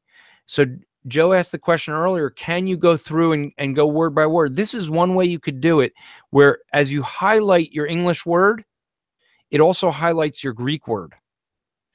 If I'm not sure, here's the word depth, I could click on that and it's going to jump me right to depth. If you happen to have this becomes really helpful. This is how Joe is going to impress his friends by saying, well, I don't know how to pronounce that Greek word, but he's going to click on this. I don't know if you'll be able to hear it. Oh, probably won't be able to hear it through the speakers, but it'll pronounce this word for you. Okay, so Barthos, they would pronounce it sounding much better than me, by the way. But you could click on this that we'll get to maybe next time we do one of these hangouts, the word study, really important thing, but we only have 2 hours. So that's one way, Joe, you can do that. Okay. If you see a word here that's not highlighted, you could click on it and it would bring it up. Now I have this set so that it brings up most of the major words, but things like the word and, I don't need to know. I can close this as I work verse by verse through here. And I do this often. I'll work verse by verse through all the Greek words. So like for here, the word surpass, I might want to look that up and it doesn't show up, since it's grayed out, it's not showing up in my list. Well, actually it is right there. Wonder why it's grayed out in the English. But usually the words that are grayed out are words that are going to not show up in the list, and you just click on them and they show up. But you can go verse by verse, working your way through this. And this is for most people, the word by word is the most important thing of the exegetical guide. But let's go through just some of these things real quick. You can look at your commentaries. Okay, now you see it's going to build them. Now, it builds them with with a top list. Remember, I prioritize my list. So the MacArthur Study Bible shows up pretty high, right? Then I have some different commentaries, but notice here, this is one of a commentary set that I talked about earlier. And the Ephesians one is going to show up because I'm looking at Ephesians. Okay? So you could keep this open now. It's already built. You could close it if you want. I tend to close it before I close this because remember, when I close this panel, Logos is going to remember how I stored this. So if I close all these before I hit X, when I come in, it comes very quickly, and then I can just click on these. And you could go through each of these. Most of them are very straightforward. You could figure out what they are. Confessional documents are going to be your confessional documents. Not hard. Biblical people, places, things that deal with this passage. And so you want to know what they are, you could just you just single click, sorry. I want to know the biblical places and things. I just click on them. If I want to look at cultural concepts, I click on it. It's going to build that. So some cultural concepts that are in this passage: baptism, persecution, those show up. Okay. These are going to give you a background into those cultural concepts. And same thing is going to be with the biblical people, places, things, as it goes off and tries. And the more books you have, the more things it has to go through to study, to pull these lists together. So it's going to be a little bit more intensive if you have more that you have to pull in. And so this becomes good. You have your topics. You have sermons. What sermons is a couple different things. these sermons are ones some pastors or some people, I should say, not just pastors, have put their sermons into here. Let's see if I close these, if that'll, maybe I'm pulling up too much at once here. But sermons are going to be sermons that people have stored in Logos. Logos had many years ago a page where you could store your sermons and put them in. And so there's a few of mine up there that once I realized how that it was putting it online, I was like, oh no, I wanted to pull those back because they were just my notes. So they had my spelling errors and poor grammar, and I really was just notes. But you can have you could go through people's sermons. Central that you could pay for, sermon audio. You know, I think those are paid. Same with Graceway Media. I think it's not a paid thing. But there's different things you can look at. You can change the order of these. Okay. I can move ancient literature up. I can bring it back. And all I'm doing is I'm clicking on it and moving it. And it tells me where I'm, you know, that little bar shows me where it's going to drop. And then this would be saved as I move that around. And so I can move things to the top or to the bottom as I like. And so you could say, okay, well, you know, I like these two. I don't want to take such a big passage. Maybe I know Andrew has the strange belief that we're going to get through into chapter 4, but he never does it. So I'm just going to study verse 21, and you could just click on that, change it, and that's going to pull, you know, these things up now for that passage that you have. But notice this one didn't change. This is still going word by word all the way to 4:8. There's a way to link those together. We could do that another time, but there is a way to do that. Okay, so we have maybe 15 minutes left. Let me see. Steve, you asked the question. Maybe it'd be helpful for them to learn how to link. Oh, okay. So you're saying it would be helpful, so then I'll do it. So if you see this little arrow right here, there's a little arrow that I can click. And when I click on that, a couple things come up. One, if you're older, you can, or just poor eyesight, you can make the font larger. Or if you're younger and like to fit as much as you possibly can on the screen, you can go down here and make it really small. But you can adjust the font for your resource to however it is best for you. If I change the font of this resource, okay, let me make it like obscenely large so you can see. That doesn't change this resource over here, this Holman. If I bring up a new, if I drag a new English Standard Bible in here, by the way, you could do that. You could take this and just drag it in. It's going to remember where I had it. But if I go here, and by the way, do you see it? This one's a little bit larger. That's the default. So if I go here, it doesn't change my other English Standard Version. Okay? So that's something you could do. Let me change the font back. Now, when I first came in, these were all linked. Remember, I closed this down by, you know, earlier. But you see how there's this little A here, and a little A here, and a little A here. If I click down on that arrow, I have link set A. So if I change this, Ephesians 3:20, I say I want 21. Notice how all these other windows changed. I'm sorry. I guess it changed to 18.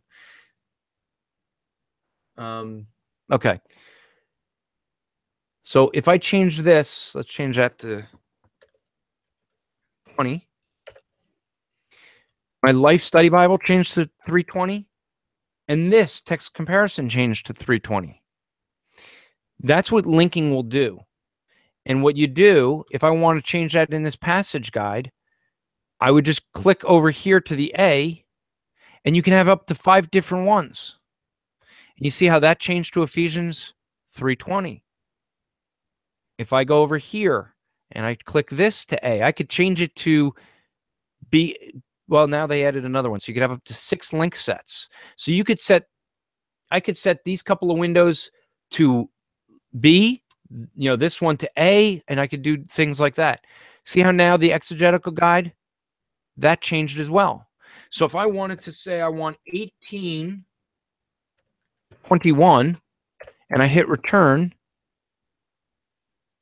okay, or I hit the arrow, either one, notice how this window changed. It says the passage guide, that says 18 to 21. Notice that my Bible changed. My study Bible changed, and my comparison changed, because they're all linked together. So when you're studying through, that becomes really helpful in keeping all your windows so that you don't have to change it here and then go and change it under the passage guide, then change it in your Bible. But you see this one here, that isn't set to link set A. Didn't change. This one here is going to be the same thing. Okay. Now, I said I would show one thing for Steve, since he loves the diagramming, which is good. You have these visual things that you could see. So these little 3 round buttons. And there's a lot here we could get through at a different time. But there's this thing called propositional outlines. And you click on that and watch what's going to happen. Boom. What now happens, if you're familiar with block diagramming, is that has done the block diagramming for you, and it tells you this is explanation. This is a purpose statement. And if you hover over it, you can read what the purpose statement is. What does it mean? It's an experience. The speaker is describing someone or something. So it just tells you what that means. It gives you something about this, and you can quickly see this is a purpose. These support the purpose.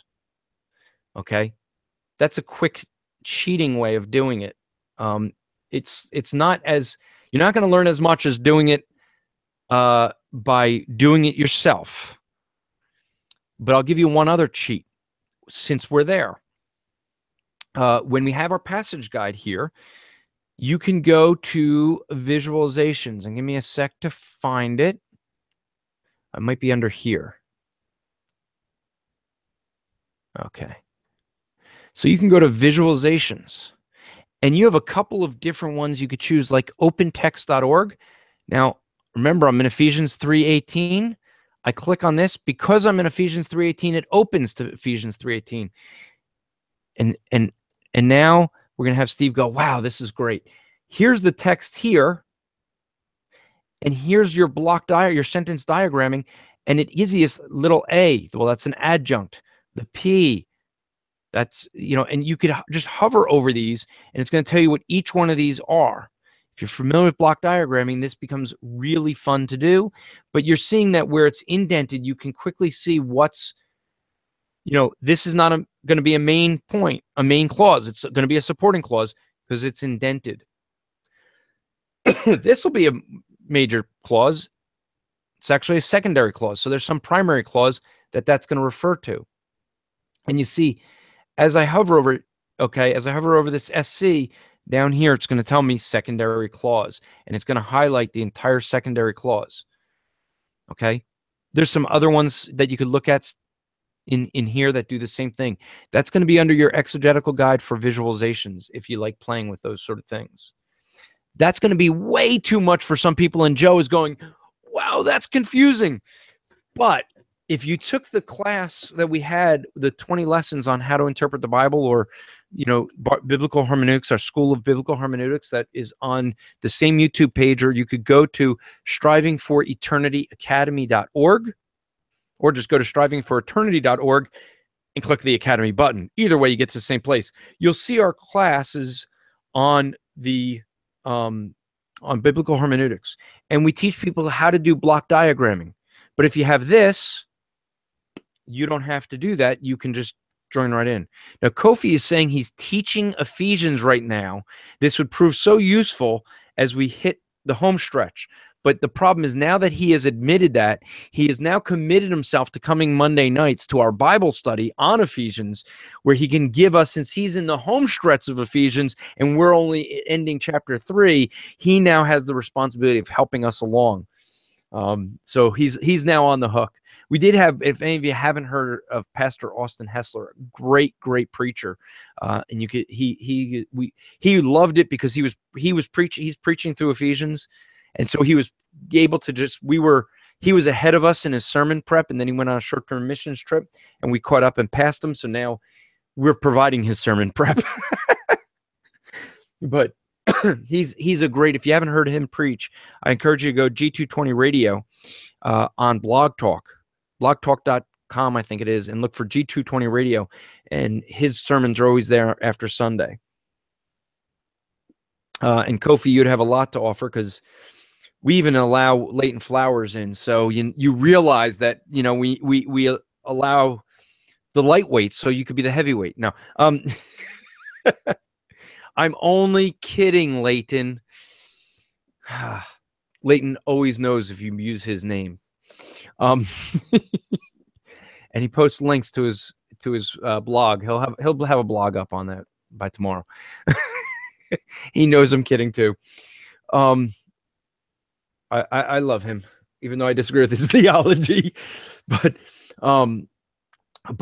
so this is just some basic things that,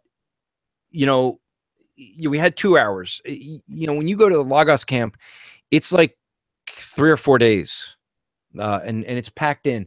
But I'm hoping that whether this is your first time in Logos or not, I gave you a quick enough overview that if you're brand new, this was overwhelming.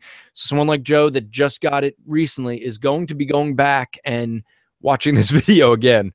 But for some others, I'm hoping that there were at least some things that I gave you that would be new. But the thing is that really what you're going to want to do is, we're going to probably have more of these, and we'll dig in deeper and go into a little bit more detail in areas, because one of the things I'd really like to do is get into where you can. A lot of times what people want to do is some stuff with the Greek. So let me quickly show you one thing that I said up here. You want to have a Bible, one commentary on the whole Bible, whatever it is, whether it's a study Bible or whether it's like, I have JFB, the Jameson Robertson Foist, because that's a commentary on the whole Bible, and it's one I'm going to go to often. So what I usually do is I could click on it, or I could just drag it down here. Okay. Now, I have all these Bibles up here. If you are OCD like me, you don't like that. So what do you want to do? I want to close all of these. I don't like them. And so I'm going to close these up, because I don't want to have them all up all the time. There may be times I want to have one up. Like maybe I want to have this one linked to letter A, and I want to drag another ESV over here that I might, want to look up cross-references. I don't know if this is a good cross-reference, but I don't even know what this is, but we'll just, I might want to look up this verse. So I might want to have one that I just do for jumping around the Bible, but I definitely don't want this jumping around. I don't want all my links jumping around. So I'll typically have one Bible that's linked and one that's not. But I'm going to show you one of the things that I think is the neatest thing that saves you not only window space, but a lot of time. Because when you're studying a passage, I'm going to go through Ephesians, this passage in Ephesians. I am going to read this in almost every translation, many of the English translations that I have. What am I going to do? All I'm going to do right now is I'm going to click the right arrow key and watch what happens to my Bible. It just went to the Holman. I'm going to click the right arrow key again. So notice it's staying in the same passage. And it's going to my Lexham. Now, this is not the way Lexham usually shows up, but in my case for the Lexham, I had that outline set up, and I had, because I like that outline, right? So I did that. And I also had the inline Greek here. So I have my Greek right here as well. That's how I like that Bible. and it remembers that. If I hit the right arrow button again, remember my prioritized list, that's what's determining this. I go again, there's the Net Bible. I go right arrow again, my New King James. Remember I said that after New King James, it's up to Logos. So which one shows up next? Well, Logos decides that the Lexham high definition should be next. And I could right arrow again. And the authorized shows up. And now I could do the left arrow and work it backwards. So it's going to go to Lexham. I do the left arrow again. It's going to be New King James. I'm going to do it again. It's the Net and New American Standard. And I can just right and left arrow key, read that translation, go to the next one with one key. Read it, go to the next one. Read it, go to the next one. Read it, go to the next one. If I ever want to get back, what it's actually doing, you see these two things is called parallel resources. Here's the list that it's going through. This list right here. Now, am I going to get through all of them? I usually don't get through all of them. But you can move the order. See, this is all the parallelized. These are all the parallel resources. And you could change the order. So I want Young's literal translation to show up. Well, yeah. No, I must have clicked on. So I want Young's literal. I could scroll down, click on that, and that one's going to show up.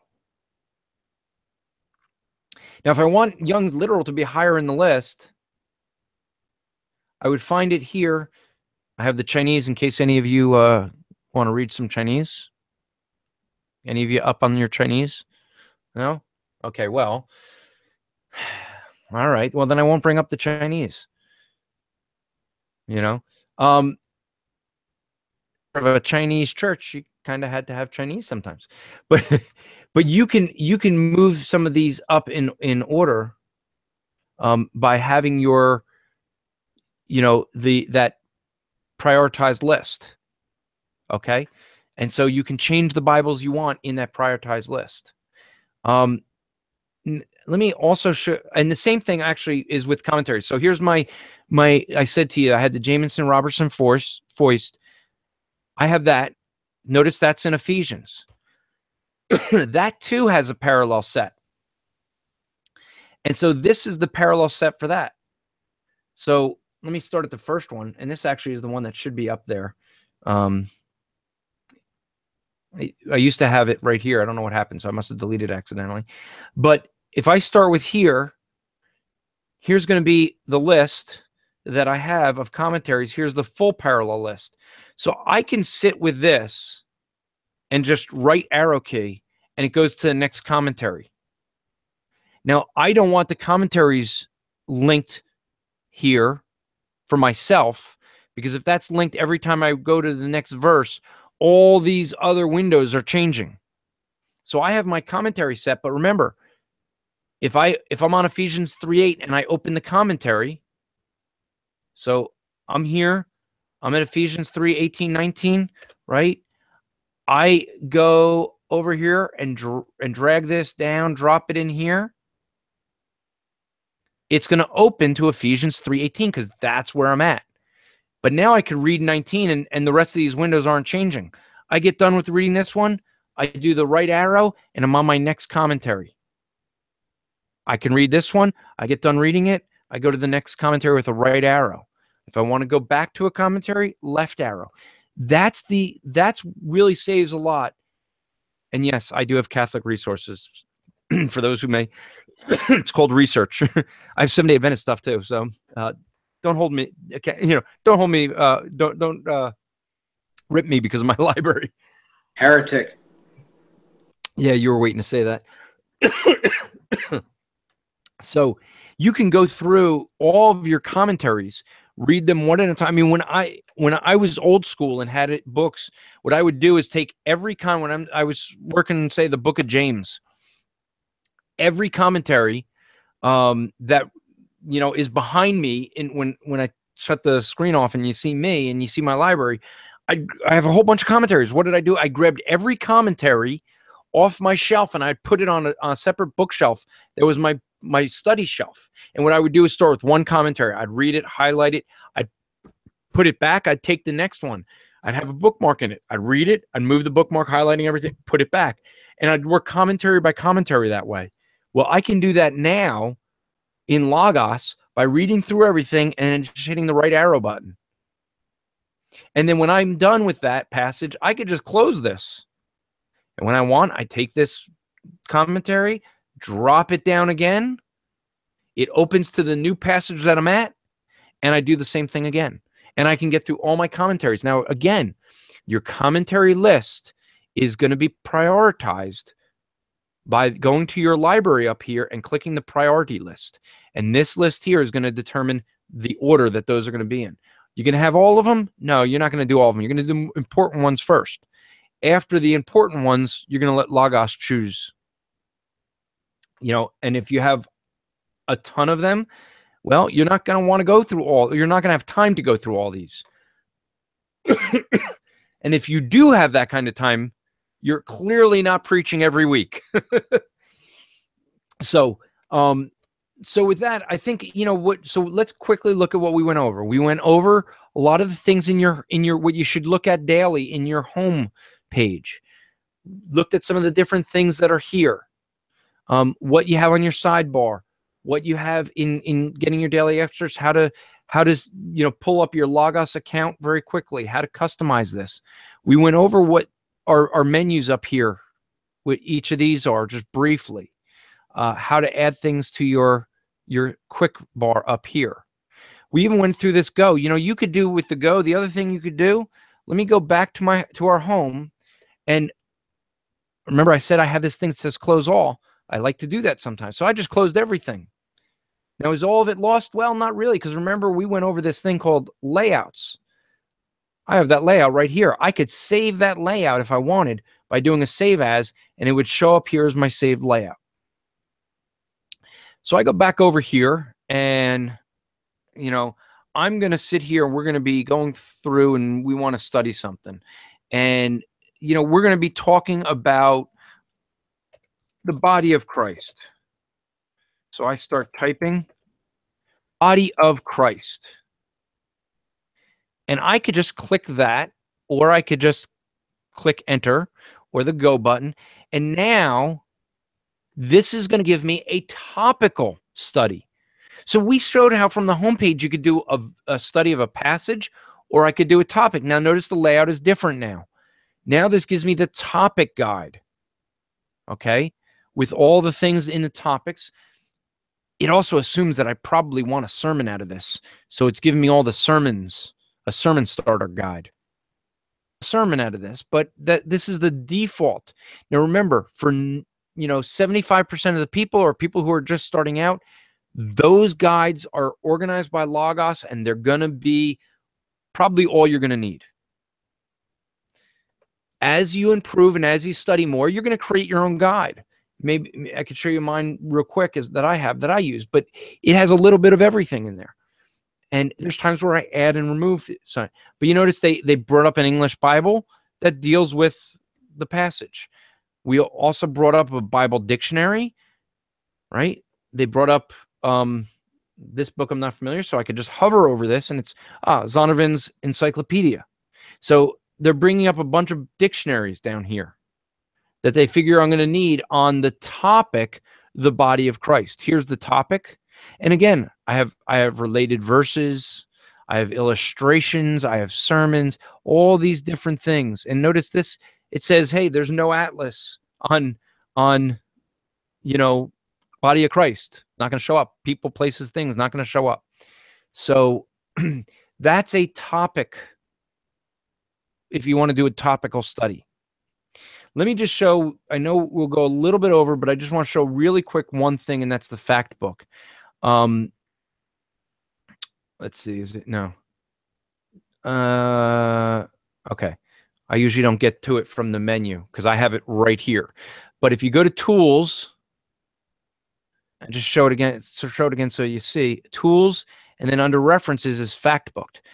So the last thing that I studied on the Fact Book was the temple, the Jerusalem temple. we're doing some studying on this. And so here what I have showing up in the fact book is this is going to be all your people, places, and things. What this is doing is going through my library and even books that I may not have in my library and pulling all the resources together that Logos has. If it's a book that I don't have, Logos is going to let me know that, and I could buy that book. If it's like, wow, I really need to know that, I could do that. I could do a topic guide. I could do a sermon starter. Then it gives me some, so I have some other topics that might come up. But this is just going to pull things together. If you're going to start, you start studying the book of Ephesians. We're going to talk about Ephesians. So I start looking this up. You see, I have a whole bunch of different fact books. The city of Ephesus, Ephesus, the church, the elders of Ephesus. I can look at all of that, but I want to look up the book.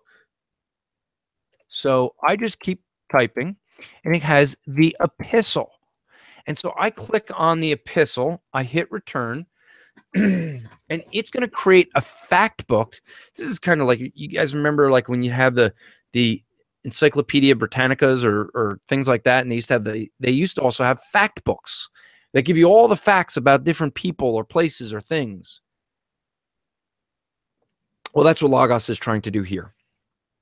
So when I do this, if I'm going to start a book, you know how if you have a study Bible, in the beginning of that, you have a couple chapters, a couple pages in the beginning of a study Bible. It tells you who wrote it, when they wrote it, some important things about the book itself. So what you do is you could pull up the epistle to Ephesians, and you can end up, I'll just close some of these. You can end up going into the content, and now you have all the different resources, and you could go more. If you hit more, it pops everything in.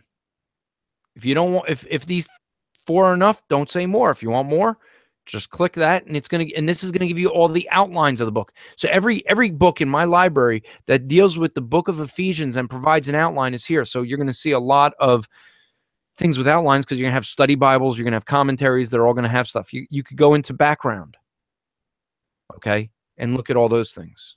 All right. And then before I close, I'm just going to collapse all these things up so that next time I come in, when I forget.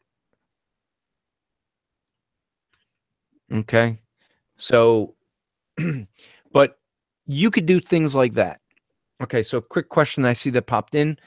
Is there any way to make the margin notes right with the preferred Bible? I'm not sure I know what you mean. Make the margin notes right. Oh, make the margin notes make the notes in your Bible, right into the Bible. One thing you could do, so I have Ephesians here. I could pull up my notes. So let me see. Let me change this to search by type. Oh, that's the guide. No wonder I can't find it. Let me go to documents, and I could bring up my Ephesians clippings. And this wouldn't be in the margins, but I can bring it up and, just go through this and look at, at that. I can have my notes. There is a way with, if I go on these little, visual, what they call it, visual filters, there's a way of adding, some different things. So I know one of the things you can add is highlighting. So yeah, you do have notes. So if I have a notes in the English Standard, it would be there. What I need to add, for example, would be, see if I could add it. No, I'd have to find out. I'd have to find out how to add to these notes. Like what I would need to do, this adds to the English Standard Version, and I don't always want that. The way I organize it is by book, so that I can get my notes my notes that I write in, I put into by book. So it'll be Bible Ephesians. And I'd have to figure out how to add this in. But there is a way, maybe not so much to get it in the margins, but you see this little guy here, they have these different things. Like this is going to be from a fact book on the person of Jesus. And this will be Jesus being the speaker, by the way. that's that megaphone. He's speaking. This will be, the icon was of person. So this is going to the fact book on a person, the disciples. This is the person of Peter. Okay. So you have different icons like that, and you can have some that'll have, that'll be a little, that could be for notes as well. It won't really be in the margin so much. And so there might be a way of doing it. Yeah. And John's making the point that you can add to this your community notes as well. So, so these are community groups that some of the community groups that I have that I've added. I have a Striving for Eternity community group that's not very active, but we hopefully will start using it in our Monday night Bible study. I have one for Carm that I don't think is used at all. And there's some more that I got to add. We don't have a study group for there's some groups I have that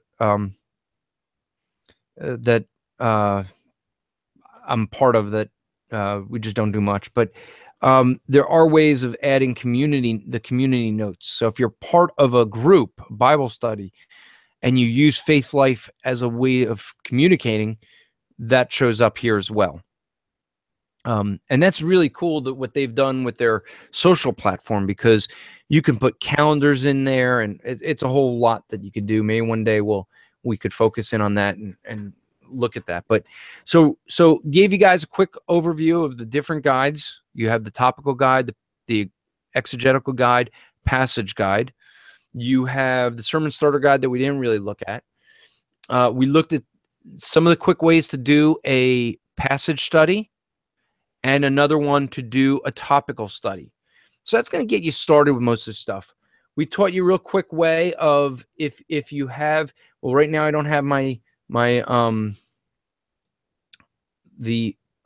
information, but I can go over here and take my information lookup, and I could just drag that. Now, notice I drag that over here, and it's highlighting that little area. Well, now it's going to show up there. I can take this, by the way, and I can shrink this or make it larger. Okay. But now I have my information window, and I could, if I just don't know a word, I could just click on this. Now, not every Bible is keyed to the Greek. Just keep that in mind. As you guys just saw with me, the Holman Christian Standard Version now is keyed to the Greek. It used to not be. So I used to use the Greek for that reason. But you can easily, if you're using something like the ESV that is keyed to the Greek, you could very easily go through and, just click on a word and get a quick information about it. Well, quick being dependent on how fast your computer is. But you can get some quick information about it. You could dig in more by, we didn't look at this because it's a whole thing by itself, but you can look at the words and dig in more. But even from here, you can see the idea. This is going to tell you the sense of the word. And this is provided by the scholars at Logos. Logos, one of the things Logos did a couple of years ago, they hired some top-notch scholars. So this is what I think this is what sets Logos apart from any other Bible software, is that they have scholars on staff that went through and tagged all this stuff so that every word that you have there, they tried to give the meaning, the sense of the word. So here you have the word weak. They're telling you that it's weak morally, that it has the sense, not just being weak like you're sick, like you came down with a flu, but a moral weakness. And if we read this, watch and pray that you may neither enter into temptation. The spirit indeed is willing, but the flesh is weak. Well, I kind of agree with them. It does seem to be a weak morally. So they actually have scholars. And this is what sets them apart. They have scholars that went through every passage of the Bible, went through all of it to give what they thought was the sense of every word. They went through and they they did all these topics. They tagged all this different stuff to give you all this scholarly work that basically gives you a quick one-click answer to things. And so you could just use this information guide to get that. Okay, there's some more tools that we have in here that we could look up, the power lookup, the punctuation, where it's cited, but we could look at all those. You could play with those. We'll look at those maybe another time. We looked at how to go through the parallel passages, go through your Bibles, your commentaries very quickly. You see anywhere where you see that, here's my Bible dictionary. But again, notice this is a parallel passage. These dictionaries open. I'm going to want one open, and I use the right and left arrow key and just go through this list in order. That's how I like to do it. I'm OCD. You know, one of the reasons is I have a slow computer. I got a 9-year-old computer. It can't keep up with all the books. So what do I want to do? I don't want that many books open. So I want this to be as quick as it could be. And so I usually like to close as much down. Right and left arrow gets me through all that. So showed you some quick ways to study a passage, to get word by word through the Greek and be able to see that. We'll go into more detail. I don't know when we'll set another one of these up. I hope this was helpful. And you guys were all quiet, but I saw you were chatting in the thing, and I tried to answer the questions that I saw. I don't know if I missed any. I hope this was helpful for you guys. I'll stop presenting. So there's the library that's behind me, and people always say, "Did you read all these?" No, not all of these. These are all, those are all commentaries. Well, I have commentaries all the way over there. You can't see them, but the commentary sets end right here with MacArthur's. And then these are all Old Testament commentaries. These over here are all New Testament commentaries, and all those are reference works. Okay. So yeah, these behind me, I didn't read word for word all of them, but I used to take all these. If I was studying a passage, I'd take like James is somewhere over here behind me. James is like right there and down there. And I'd take all those off, and then I would take all these commentary sets and pull James off. And I would take all those and I'd go one by one through them. Now what Logos does is it organizes all of that for me, so I don't have to pull the books. Basically, that's what it's doing. What I would spend doing is taking all the books that I have to deal with, and I would take them one by one by one. And now I'm letting Logos do that. Now I'm going to give you the warning. Logos is doing that for you. And boy, is that nice.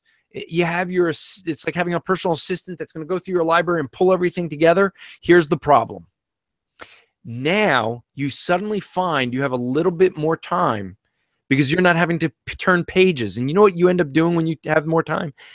You start to look at some of those rabbit trails, those things that you see someone mention something, because it's only a click away, you're going to find yourself clicking on it, especially if you're new. This is one of the things I find with all new Logos users.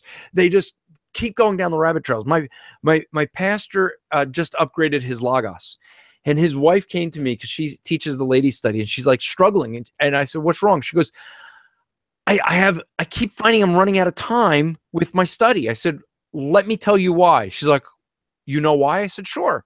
You're going through a bunch of things, and because it's all now just a click away, you're clicking on it just to study this. Now you're clicking on that to study that." And she goes, "Yes, that's exactly what I'm doing." I said, "Stop it." Time box. Figure out, okay, I have this much time to the study. There's times you can go do and say, Kofi's saying, "Oh, look, squirrel." Yes, there's times you want to chase that squirrel. But there's also, you're going to need to pull yourself in and say, "Nope, I got to stick to the study." And so, like you saw with me, sometimes I do a study and I have something where Son of Man, Sons of Man, Son of Men, Sons of Men. I want to get back to that study. What do? I just save it as a list. Someone asked me to study all the places where face-to-face is in the Bible. I didn't get to it. I've got somewhere in it. What did I do? Saved it as a list. And I get back to it. You could do those sort of things. So, Kofi says he's incredibly focused until he gets studying. I love it. So I hope that was helpful for all you guys. I will say Kofi is where I'm gonna make his screen. No, Kofi, there we go. I'm gonna say Kofi's wearing an wonderful shirt. It says God exists and he has spoken. It's a great shirt for witnessing. And if you look within the exists, it's all the attributes of God in there. Great shirt. Not just because the quote is mine, but it is a great shirt for evangelizing. We wore those all in the at the Reason Rally. Boy, did that get conversations. But that's on that actually Bible Thumping Wingnut, a ministry of ours, produces those, and the money goes to support them. But we sell them on our website if you go to our store and you want those in red. I don't think there's any more of the grays. There is a way to get black, though, and I don't know if Kofi even knows this. There are only limited people that have the God Exists, He Has Spoken shirts in black. And the way to get it in black is to become a monthly supporter at Striving for Eternity. They're the only people. So if you see someone wearing a black shirt, you know they support us monthly.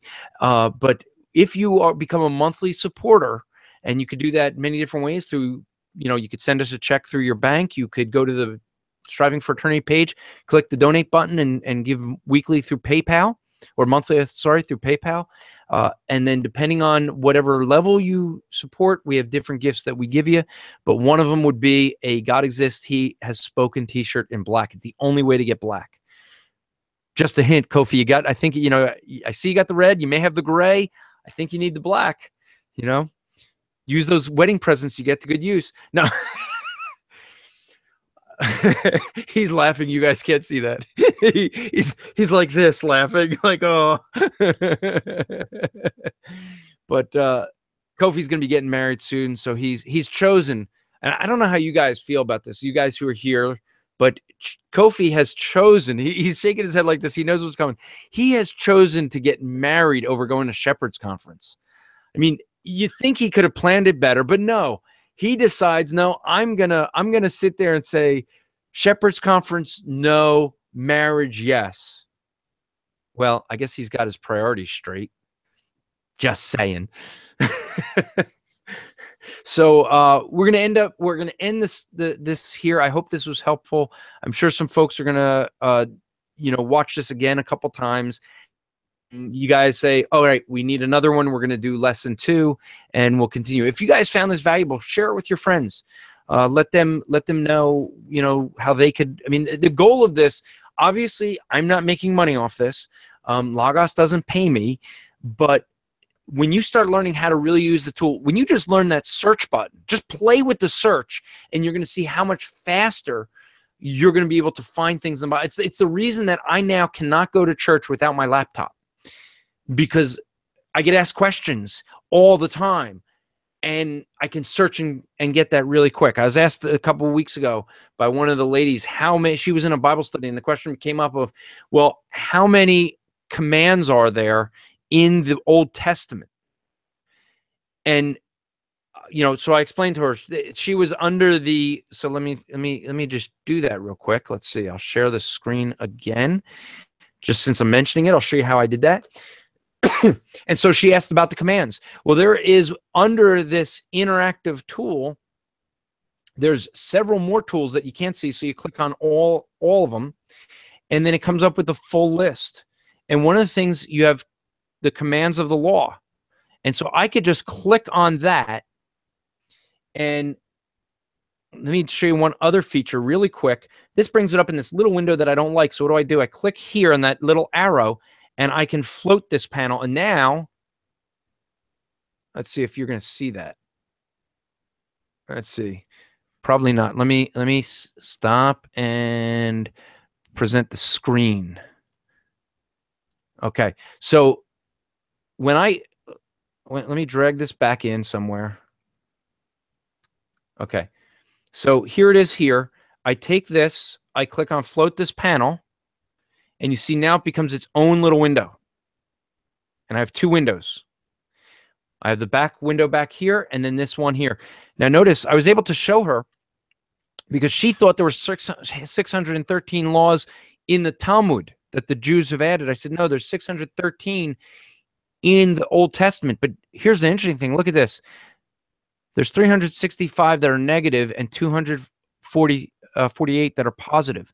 I could look by category on adultery. I could look, that are mentioned by people, the Israelites. I could go through all the laws of the Old Testament, ones that are holidays, one that deal with debt. And I could look at specific laws of the Old Testament. This is really wild. When you start playing with some of the tools that they have, you could, okay, I'm telling you right now, you're going to spend a whole day just going and getting lost. And if you're married and, Kofi's going to get to this point and his wife is going to be like, what are you doing in there in your office? Oh, I was just playing with the Logos tools. And she's going to say, stop it. Stop it. Stop it. Come spend time with me. When she stops telling you to stop it, then you're in trouble. But there's so much here that you could that they've used with their scholars, have put stuff together. I mean, think about how much time it took to organize every one of those 613 commands into all those different categories. And oh, by the way, you're not going to see a category of ceremonial, moral, and civil. Oh, sorry. Did I just give away my Baptist roots? Sorry, my Presbyterian friends, it's just a little jab. But you're not going to see it there. But you're going to see, I mean, there's so many different ways of so many different things that they have in this that you can play with. And we're, maybe as we go through, we'll give you some more. Again, hope this was helpful. Encourage you guys to, if it is helpful, what I would say is, you could help us in a couple ways. You can help us because it does take time to, put this stuff together, take time out of the day to do trainings. And I actually spent a couple hours to figure out, okay, what things do I think are important to go over and all. Two ways you could help us. One would be, as you saw, we could have got through more stuff if I had a faster computer. Encourage you, if you could, just, if you could go to youcaring.com and just do a search for Striving for Eternity. And I think if you just do, let me just quickly search it and see, Striving for Eternity. I think that it comes up with maybe just ours. No, it comes up with a whole bunch of things. So let's see. See how to search. Yeah, so when I type fundraisers, there's one that says, I type in Striving for Eternity, but don't hit return. It comes up with a drop down that if you click on that, it says take Striving for Eternity to the next level. We've done pretty well. We've gotten close, but not close enough to actually get some of the equipment. We've gotten some things that helped us to just get this computer kind of sped up enough that we could get through this, which I'm amazed that we did. But I also have everything else shut down. That's one way. Another way, if you go to strivingforeternity.org and consider being a monthly supporter, not only will you give you that great shirt that Kofi's wearing there in black, not calling Kofi black, the shirt will be black. Kofi is black, but the shirt will also be black. You won't, if Kofi wears it, we won't be able to see anything but the letters that will, stand out more. but you'll get the God Exists, He Has Spoken shirt in black, along with some other things depend on level. But monthly support greatly helps us if you'd consider that. So with that, I'm going to end the Hangout. We'll set up another one of these. We'll do a similar type of thing and go over some more tools and dig a little deeper, I'm sure. And so thanks for watching.